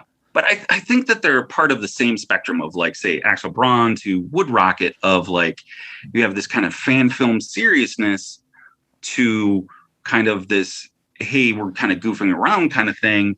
And it reminds me of like the old school days of like adamsfilms.com, like where that's where you went to watch short films. That's where I first found out about like Happy Tree Friends, like the little fucking animated critter. Yeah, little squirrels. Yeah, I remember that. Yeah, before they get hit with chainsaws and booby traps and what have you. Was old Greg more adult animation? Did old Greg just circle and drain? Oh, was it the fucking unicorns? Did that start there? There's the Charlie the Unicorn? Yeah, like Charlie the Unicorn shit. That was like the early days of internet memes. Like there was that Honey Badger. Oh God. And then we started getting like Homestar Runner. Oh yeah. And all of that. Yeah. Newgrounds.com, man. Oh, fucking Newgrounds. Fuck yeah, dude. That was the shit. Fucking, you go on there and you play some whack ass Flash game. Like it's a stick figure fighting a room full of kung fu dudes. Like, I'll never get those hours of my life back. I don't want them back. I've spent no. I've spent things in my adult life on much worse things than I did at Newgrounds. Yeah, and it allowed Tom Felp to like make some halfway decent games that ended up on Xbox Arcade and shit like that. So kudos to him. Yeah, and I mean I think that's another thing too. Is like we're talking about adult animation. Like we have rated films, we have rated video games. Like I don't know why there's not an NC-17 adult game that isn't just specifically geared towards violence. Well, because like there was Night Trap back in the day, and like dude, you can watch the Night Trap, just the movie, on YouTube. Like someone edited it all together. It's fucking awesome. But that shit caused so much controversy. Oh yeah, and back in the day, like there definitely were like PC games that were more geared towards. Oh yeah, there was like Leisure Suit Larry. Oh, Leisure Suit Larry was amazing. Leisure Suit Larry was made by fucking Sierra. That was the same people that made King's Quest. Leisure Suit Larry was amazing. But yeah, like those games, like I think they kind of hit the pinnacle at like Sega CD. Like like Sewer Shark and Lethal Enforcers, Eternal Champions, which I would love to see a movie of Eternal Champions. More so than another Mortal Kombat. There's actually some real interesting YouTube by like Matt McMuscles on like what happened to Eternal Champions. Basically, Sega shot themselves in the foot, fucked over Eternal Champions to promote their another project. It's like, what the fuck? Eternal Champions was a good fighting game. Oh, absolutely. All those characters had amazing backstories, and then like getting to the end to see them teleported back to time to, get their lives back before they were wrongfully killed kind of deal. Like there's so many options. Like that could have been like Clue, but like with tournament fighting. But someone at Sega of America fucked it all up. True. But I think we're at a time like where you could kind of do things like that. Like, every actor nowadays wants to do voiceover work in a video game because that's where all the money is. You might get a radio spot, but it's not like how it used to be. True. But the video games is unfortunately the one form of entertainment where to make something like you could make a film that may not be AAA box office quality, but like you can make a decent independent that like is certainly a viewable and up to commercial standard product relatively cheap. You can't do that with video games. The technology is just so crazy at this point. Like there's a reason like fucking Cyberpunk 2077 is like costs more than most major motion pictures to fucking create. True. And unfortunately, like video games as a medium is still in a weird place where like there's so much you can do with it, but it's like these sweeping fucking amazing stories could happen, but they don't. In a lot of cases, they just don't. Everybody wants that open world concept, and it's I get it. Like, I think that, if we tied it back into like that VR filmmaking, which I would love Joanna Angel to do a masterclass on that, because she's, as far as I've Googled and researched, she's one of the few people in the world that has consistently tried to make those films and make them work.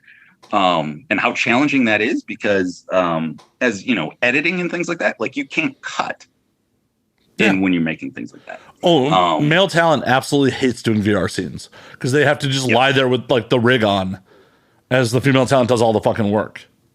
Yeah. But I gave it some thought during the course of this conversation. I think the other reason that VR doesn't work as well as a film genre is it's not something you can experience together easily. That's fair. I can see that. You can't tie in like Lawnmower Man. No. And the problem is like most people don't want to experience films alone. Like they don't want to go to the theater alone. I go to the theater by myself because at the end of the day, like if you and I see the new Spider-Man at different times, we saw the same thing. It's not like going to a concert where you have to go together to have the same experience. But VR headsets, especially in a post-COVID world, like if you had a theater with all VR headsets, now you're sharing VR headsets with other humans. Gross. Sure. Gross. And if you're at home, like you're going to have a bunch of VR headsets on the couch, like that doesn't seem particularly social. Hey, anything that can keep me at home more, I'm all about. Have you been outside? There's people there. There are. But some of those people have genitals I want to stimulate, so. Fair enough. Diaper up. Power on. Yep. That may be some new merch that's happening. Diaper up and power on. Oh. There you go. People are like, what kind of merch are you selling here? Like, don't worry about it. Listen to the show. You'll know. Leroy Myers ties in, just like, I thought I was weird. What's going on, Matt? Oh, Leroy's not weird. He just is a very creative genius. He's not a weird dude. I dig it. VR as a technology is awesome. I just don't see it. I feel like it'll end up kind of being like a fad like 3D was for a while there. Yeah. I think 3D will always be a fad. It's something fun and different. It's kind of like, you feel like you're in the moment in a weird little way. It's kind of like when you're at a Mexican restaurant and you see the Karen at the table over that says gracias, for when they serve her nachos kind of thing. Like she's in the moment. She's enjoying herself. Like that's probably going to be she's not going to eat Mexican again for another 6 months, maybe, if that. But it's kind of equivocal. It is. Oh, on 3D filmmaking, like when they first started to get big again, like 10 years ago, I was not a fan of it when it was like, oh, we're using the 3D for cheap camera tricks, like the first Captain America, where you have the shield throw at the camera, blah blah blah. But when they started doing 3D for depth of field of the shot, that I enjoyed. Okay, yeah. I mean, like Friday the 13th Part 3 is my favorite. It's my favorite because it's Jason finally gets the hockey mask. He's fresh and clean. Like that's, everything after that, he just gets dirtier and dirtier. But there's some great gags. And the yo-yo. My favorite is the arrow flying a camera. So, I mean, there are some 3D films like Silent Madness is a great 3D film that was released by Vinegar Syndrome. So, I mean, yeah, I mean, it's hit or miss. It's definitely far more miss than hit. It is. One of our, well, I guess it's a little more recent that I enjoyed in 3D was John Carpenter. Not John Carpenter.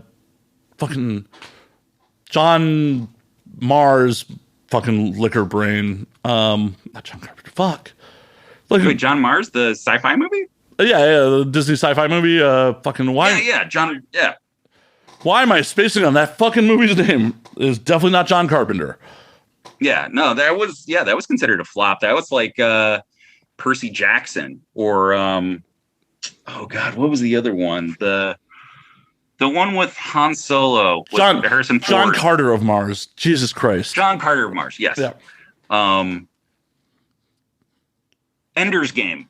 Have you seen Ender's Game? I have. Dude, that movie has no business being as fun as it is. It's absolutely absurd.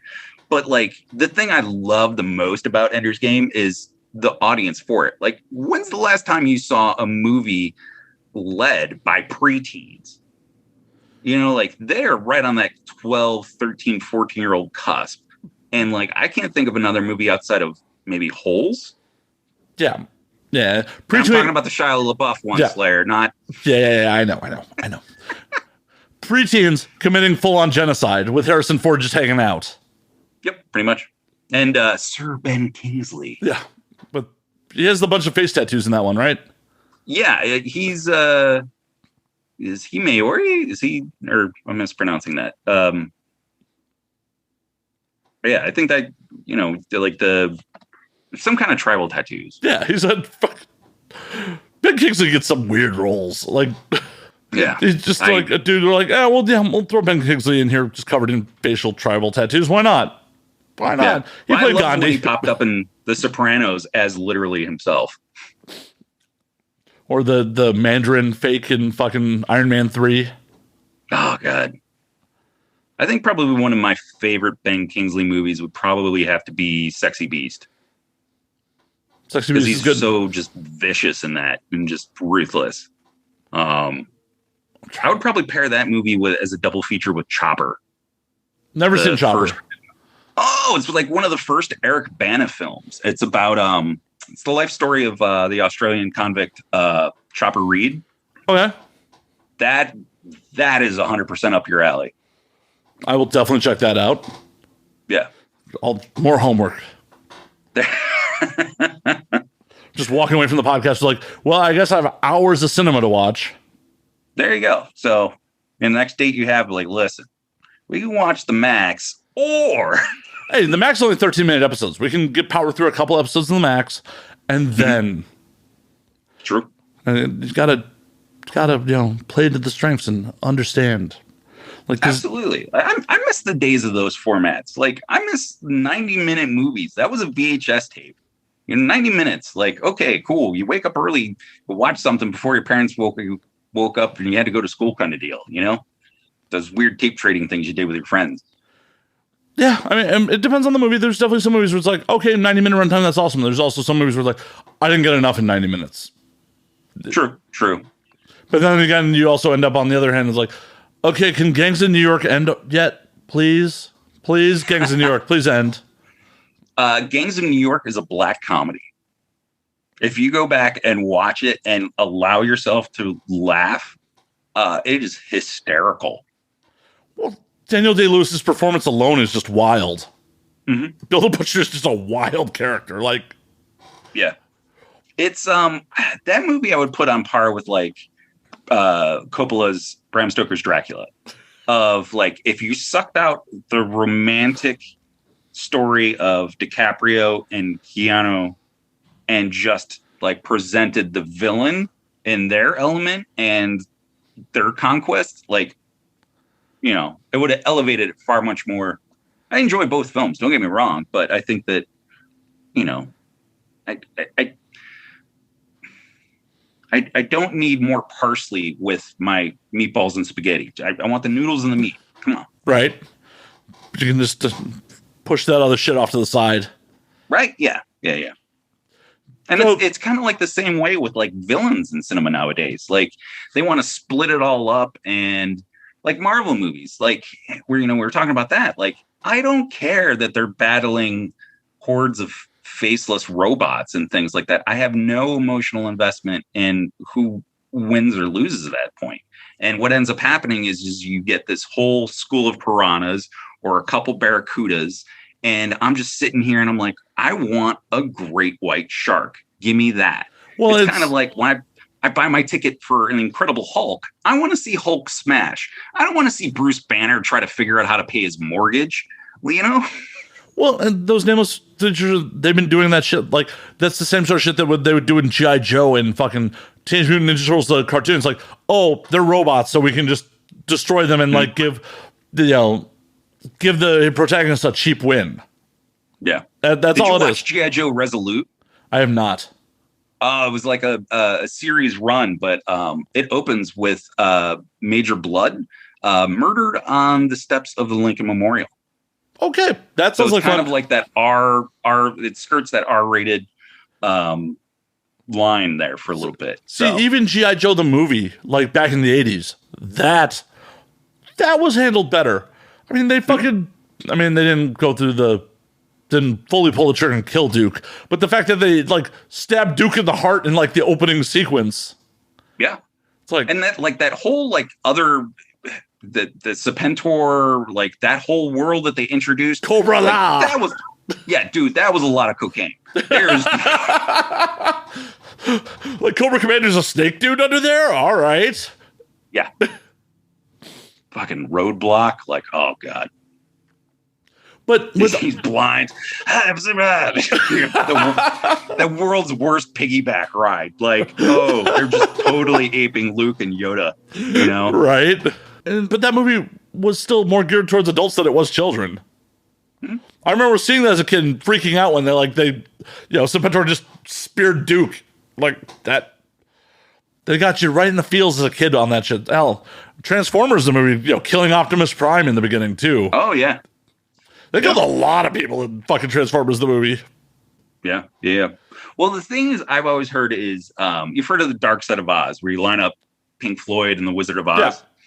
Yeah. I haven't done this, but apparently, if you line up Daft Punk's first album with Transformers, it's supposed to sync up. I don't know, but if anybody's tried that, let me know. I'll give it a go too. I'm not missing out on You Got the Touch. Oh, dude, when that popped up in Boogie Nights, you don't know the soul that's on those tapes. Fucking Boogie Nights. That's another movie I have not watched in so long. Oh, it's so good. Oh, it is. And I love all the people that pop up. Like Nina Hartley, that's probably one of my favorite cameos. And like I wish that happened more. I wish there was more adult stars in commercial films. Like Gia, God, what's her name? She was like a redhead. She was I believe in the Piranha remake. No. Riley Steele was in Piranha 3D. Triple D. Riley Steele was. She won Crossover Star of the Year for that shit. Yes. And like I wish there was more of that. Like Tommy Pistol. I love the work of Tommy Pistol. Like his film Frankie and Blunderland. Like you can watch that on Troma streaming now. That is such a fucking head trip of a flick. And then The Gruesome Death of Tommy Pistol. Yeah. And I know he's been playing footsie with the Saska sisters for a while about doing something with them. I just hope they pull the trigger. So I do too, because Tommy's a fucking huge talent. Yeah, absolutely. In all reality, Tommy's wasted on porn. I'll go on record and say it. Yeah. Tommy's wasted on porn. Yeah, I think he's super talented. Like when he pops up in a parody, it's fucking gold. Like him and Steven Seagal, come on. Dude, him as Ash Williams completely carries Evil Head. Oh yeah. And I mean, like it helps that, the effects are done by Doug Sackman and all of that. But like that movie hits, 100% does. And Tommy's too good for this shit. I mean, don't at me, but Tommy's too good for it. I mean, there's a reason he like wins Best Actor almost every fucking year. Yeah, I would love to see him and Small Hands like play like brothers, something like that. Like do a Step Brothers parody. My idea. That's my idea. Nobody steal my idea. Yeah, Tommy, we're not. Call me. We're not. Aaron, call me. We're not broadcasting it out to the internet or anything. No, not at all. There'll be a long list of things that happen on this show that just get broadcast out, and then like someone else gets to capitalize on. It's kind of a tradition around here. But I do feel that there are a lot of really talented actors and actresses within the porn industry that people still have a weird stigma about that nowadays. And it's just like, who doesn't watch porn? I'm more creeped out by the people that say they don't. I agree. They're the equivalent of guys that pull their pants down to their ankles at urinals. Don't judge me, man. That's why you started wearing the diaper. It is. You got me all figured out. You got me all figured out on this one. I'm cheaper than therapy, Matt. It's cool. Oh yeah, this isn't actually ever getting broadcast. This is just a therapy session for me. I'm just a Zoom call away. Teletherapy. But unfortunately, the majority of the time when porn performers are booked in other things, it is as fucking sex workers or as porn performers or just as themselves. Yeah, I mean, I think Sasha Grey kind of paved a little bit of a way. What, she played a prostitute in the Soderbergh film? Or she played herself in Entourage? There was that weird horror one where she's like the nurse on the cover. I'm trying to remember. I want to say it was like a Herschel Gordon Lewis remake of something. Oh God, I'm trying to remember. Yeah, I'm not going to IMDb it. That's 1 out of 3, mainstream projects that have any notability to them. I don't know what Riley was playing in Piranha, but I can't imagine. I think she was the one paragliding, if I remember that correctly. Oh, my foster dog is getting mad. But like Entourage had Jessie Jane, Tegan Presley, and Devin on it, but they're all playing themselves. Sasha was playing Sasha in Entourage. I like when they pop up. I'm always like, oh, hey, I'm one of the pervs that know exactly who that is. And other people are like, oh, she's cute. What else is she being in? Like, well, to the Googles. To the Googles, not in a public place. But I mean, that's also kind of the thing. If you can't open your social media in public without being somewhat concerned about who's around you, are you really using social media the right way? I mean, I just don't give a fuck, because if you give me shit about the nudity that you're seeing on my phone, you shouldn't be looking at my fucking phone. That's an invasion of my fucking privacy, motherfucker. I'm not ashamed. You should be ashamed. You have like the lemon party as a lock screen kind of thing? No, it's just me masturbating on the credits. I mean, on my own phone. I am that much of a narcissist. Duh. It's animated too on the lock screen. Just fair. Oh God, fucking lemon party, blue waffles. 2 girls, 1 cup. Yeah. I mean, there's a whole generation that'll never know the horror of 1 man, 1 jar. Or the BME Pain Olympics. Just, the internet was a wild, wild place not so long ago.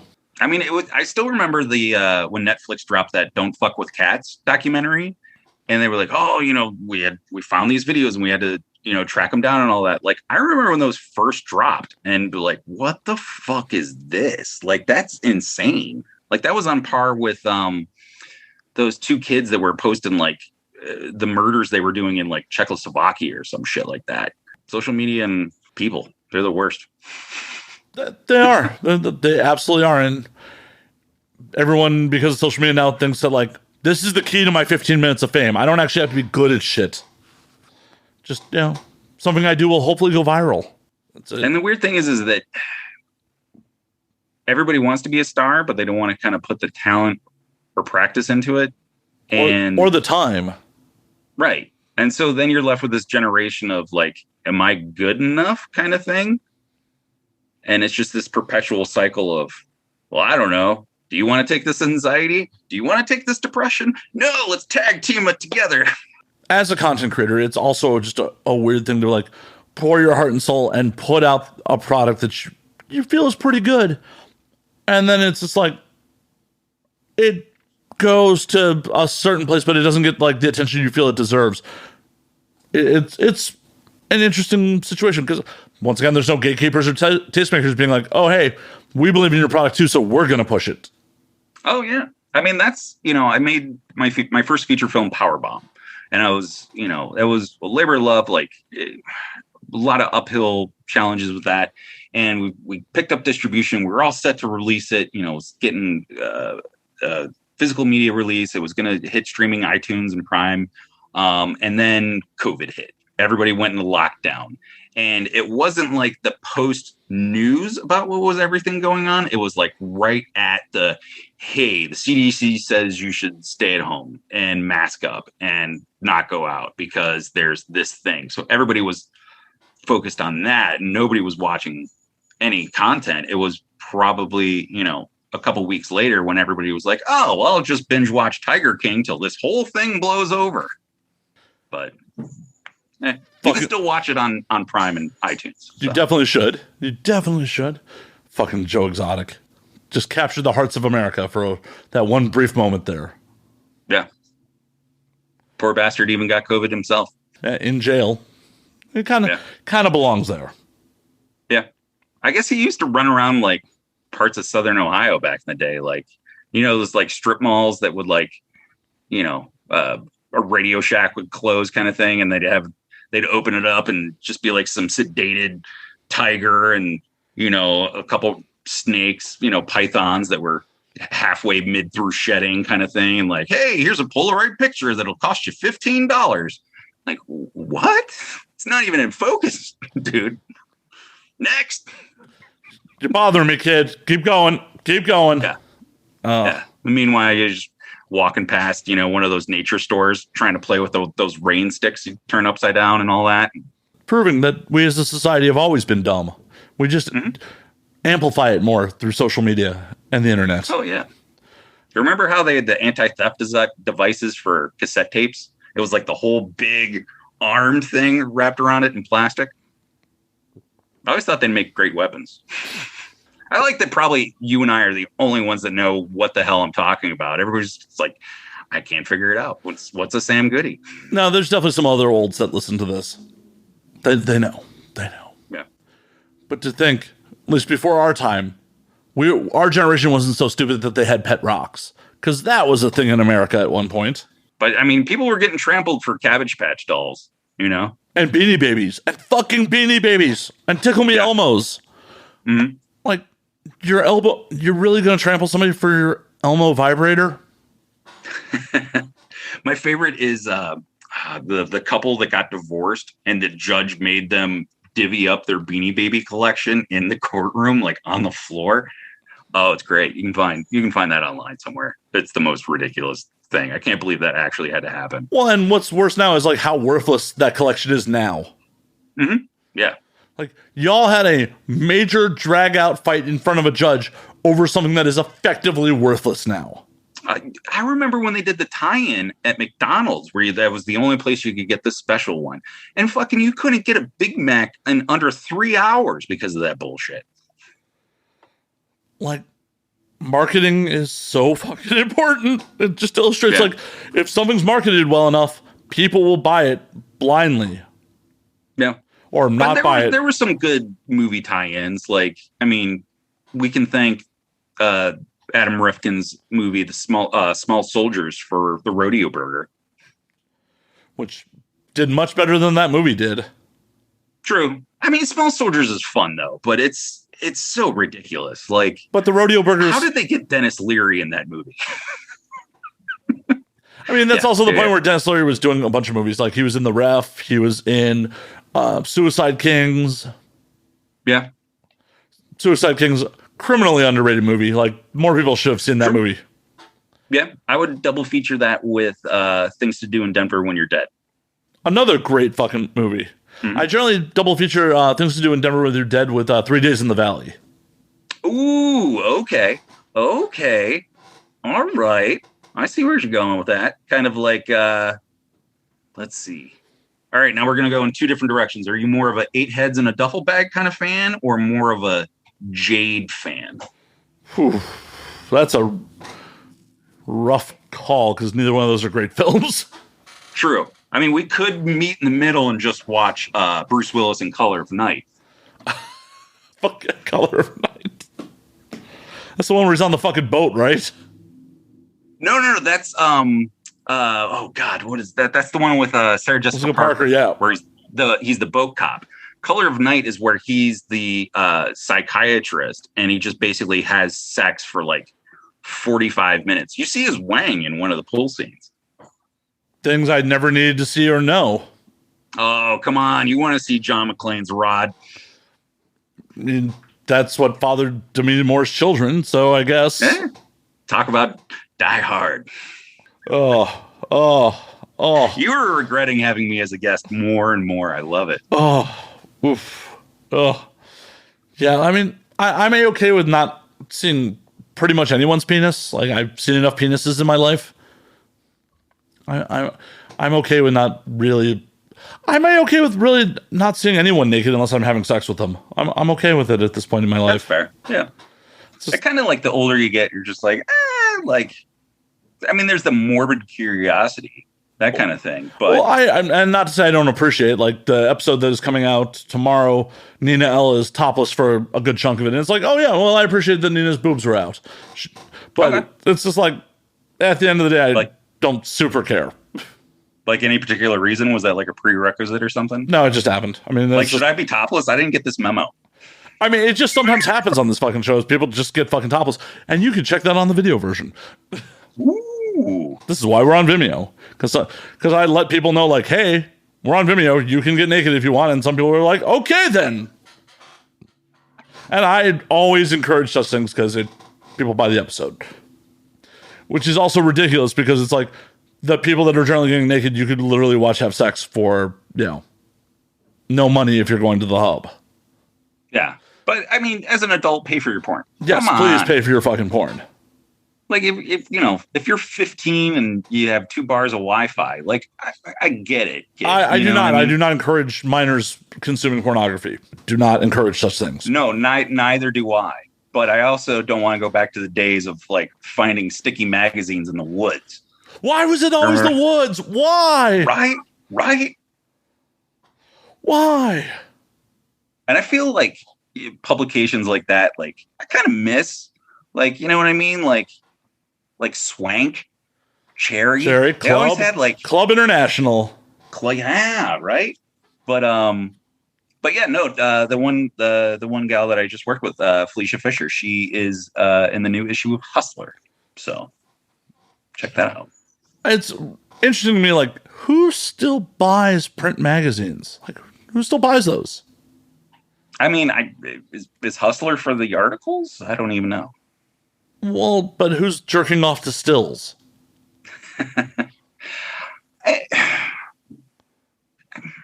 mean, I appreciate old school smut. Like, I have a kind of a collection of it, like black and white. Like, I have a couple original, like, Betty Page stuff like that. Yeah, but are you jerking off to it? No, I have it framed and on my wall. Right. So, like, that's for the art of it, not to buy the self-gratification. Yeah. But I guess, like, is there like a booming prison market? Maybe. I mean, we do incarcerate a lot of people in America. True. More so than any nation in the world. Right. Which is pretty impressive when you consider, like, some authoritarian regimes out there. Then again, they probably just kill people. True. We just want to use them for free labor. So. Oh, it's not free. They get 3 cents an hour. Oh, God. Which helps repay their debt to society. Fucking America. Yeah. People. They're the worst. Yep. It's a wild place we live in. Like, it's so weird because it's like, it's so hypocritical at times. Like, right now, everyone is trying to jump on the whole legalized marijuana craze, right? Recreational cannabis and what have you. And, people are building all these, like, vape shops and things like that. And you walk in and it's like a bank fucked an Apple iStore. You know what I mean? And I'm just like, what the fuck is this nonsense? And meanwhile, you have people that are, felons for doing the same thing that these quote unquote businessmen are doing now. I don't know. And those people should be released. If they were nonviolent crimes, those people should be fucking out of prison. Yeah. I mean, you're just perpetuating a cycle of, they're incarcerated and they have to come out and, get reacclimated. No one wants to hire them. You know what I mean? Like, housing, the stigma behind it all. If you go to prison, you have pretty much 2 choices when you come out: get into entertainment or go back to prison. Yeah. Entertainment will take you. Like, as long as you can provide a skill, entertainment will fucking take you. Yep. Yeah. Or go work a kitchen, but that's not well-paying or glamorous at all. I love that the pro wrestler Nick Gage debuted on AEW. He was a bank robber, an incarcerated bank robber. Oh, I had just watched his Dark Side of the Ring. Oh yeah. I mean, he was a bank robber once. It wasn't like he was a serial bank robber. True, but he also did it like with no mask on, like just kind of walked in and. Too. But it's also one of those things like, if you only ever fuck one goat, I'm going to call you a goat fucker the rest of your life. It's true. That's true. But he wasn't, I mean, he just wasn't a very good bank robber. Yeah. Like, no plan, had to turn himself in because, relatively famous to a degree. It's like, hey, did Nick Gage just rob that bank? Yeah. Well, my favorite was when he just had that match with Chris Jericho, and his latest gag is to have this pizza cutter, and he took the pizza cutter to Chris Jericho's forehead, and he's just got the whole crimson mask. He's just bleeding, and then they cut to a picture-in-picture because that's how they do their commercials. And it's Nick Gage taking the pizza cutter to his forehead, and up pops a Domino's ad. And it's just the whole, the shot. It's the pizza cutter through the slices and the steaming pile rising up the camera kind of thing. And meanwhile, Jericho's just, Did you watch his Dark Side? Yeah. Those Dark Sides were dope. Those, a good chunk of those were done by Jason Eisner, who did Hobo with a Shotgun. And he shot a large chunk of Trailer Park Boys because he's from Nova Scotia. And that's so Mr. Leahy, his real life daughter is the female lead in Hobo with a Shotgun. Okay. So that's the whole little connection. Just how it all comes together. Yeah. No, I would be great at bar trivia if I ever left my house. Maybe one day, Zach. One day you can leave your house. But seriously, though, as a filmmaker, why are you still in Ohio? Well, the thing is, I moved from Ohio to New York, and I was there for about 10 years, and I worked on a slew of TV shows like Rescue Me, Fringe, before I moved to Canada, Lights Out, the FX show, Boxing One, The Good Wife, Running Wild, and like a bunch of did a few blockbuster movies like Salt, taking Pelham 123. Worked on Kingdom of the Crystal Skull. I'm sorry. The Indiana Jones ones. I worked on the part where it's the chase scene through the college. So okay, at least that's not the chase scene. Stuff. Yeah, no, the jungle monkey chased through vines. Yeah, no CGI ants or anything like that.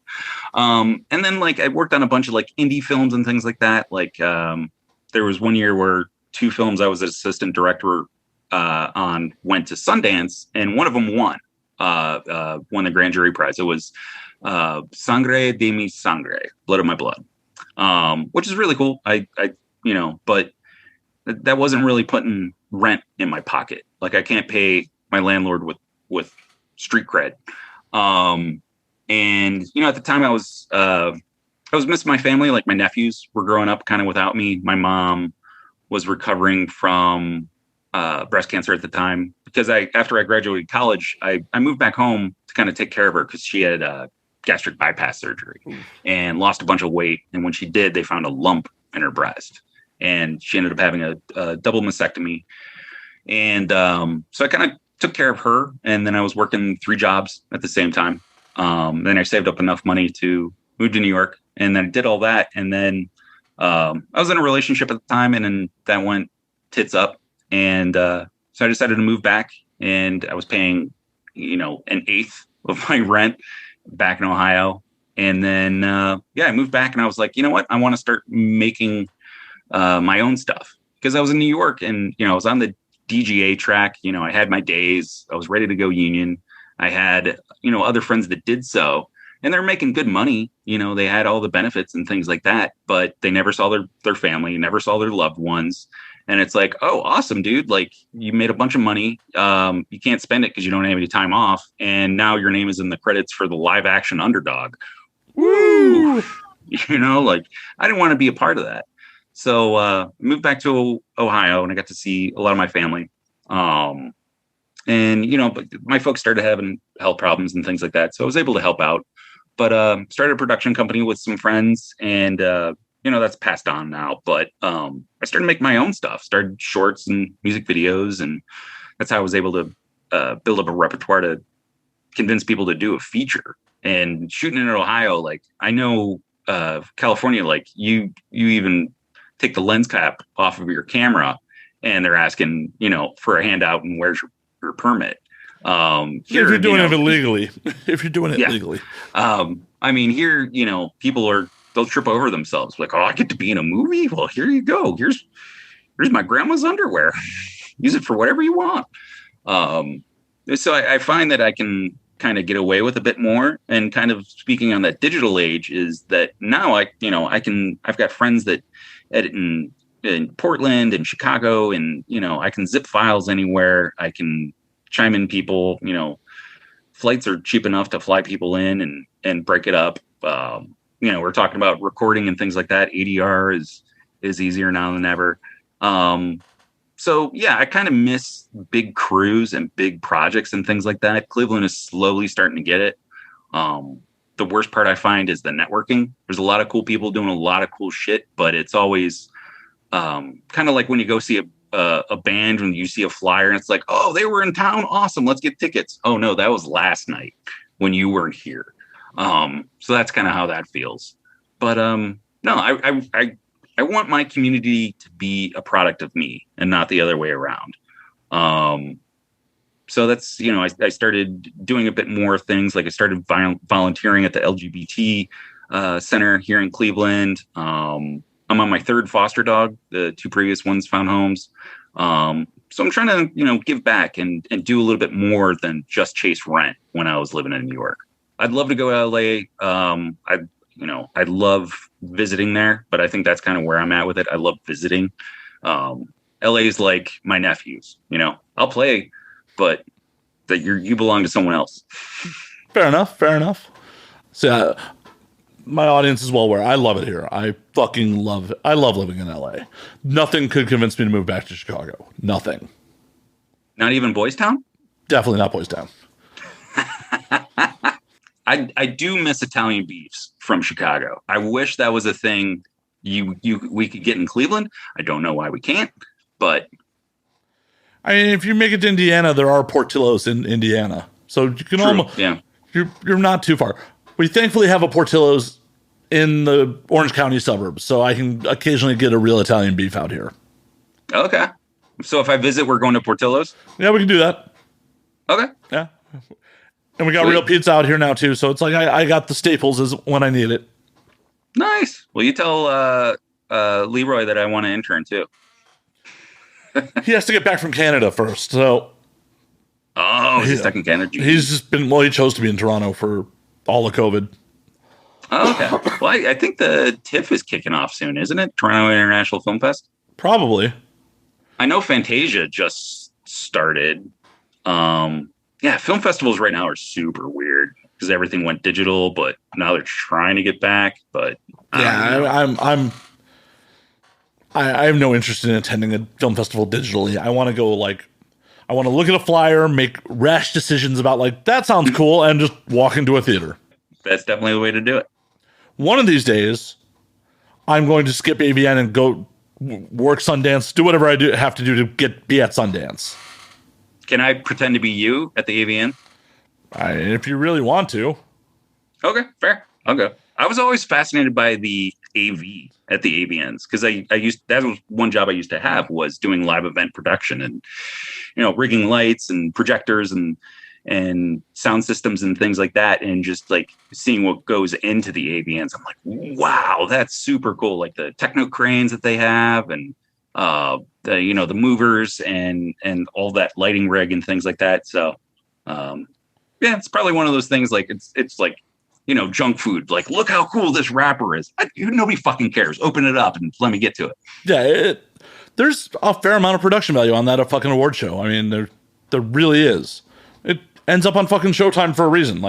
It's not like it was in the 70s where it was just oh, hey, some dudes that do porn are playing in the band as a live entertainment. Because if you look at the history of that award show, back when it first started, it was real small and real weird. Yeah. Well, I always like the Lifetime Achievement Awards. I like that they finally gave one to Long Gene Silver. So Yeah, I mean, the Hall of Fame is growing. It's good shit. It's good shit. Absolutely. But Zach, yeah, I'll pretend to be Matt Slayer. All right. You're going to have to do a bunch of podcasts while you're there then. Okay, we'll figure it out. I mean, I'll stick a microphone in someone's face. I won't guarantee it's recording. Well, that's not doing a podcast if you just stick a mic in their face. Has to be on. I have to have content. Fair. And you'll have to be fairly drunk most of the time, because that's pretty much my MO at AVN, is just being shithoused for most of the weekend. I can dig it. Absolutely. But Zach, we're going to get you out of here. We're going to call last call on this motherfucker. It's been a pleasure. Where can they find you on the things?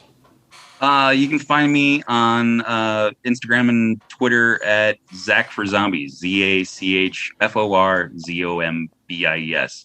Talk to me, at me. I love talking with random people about random stuff. As you probably tell about this podcast, I'm a little bit all over the place.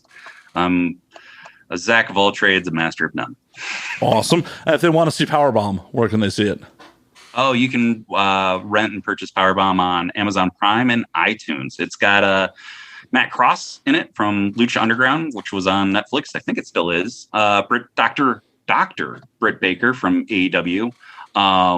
Also has the handicap hero Gregory Iron, the only wrestler with cerebral palsy, as well as WWE's Adam Cole. Very cool. Very cool. Zach, it was a goddamn pleasure. And likewise, I feel like this has been years in the making. I agree. And normally there's a prohibition on doing remote shows because in the grand scheme of things, I hate doing this remotely. I really do. I prefer to do this in person and get silly with it. But yeah, the times we live in, and I'm happy to have you on since we're doing it remotely. Thank you so much for having me. I genuinely mean that. Well, until next time, drink up, motherfuckers.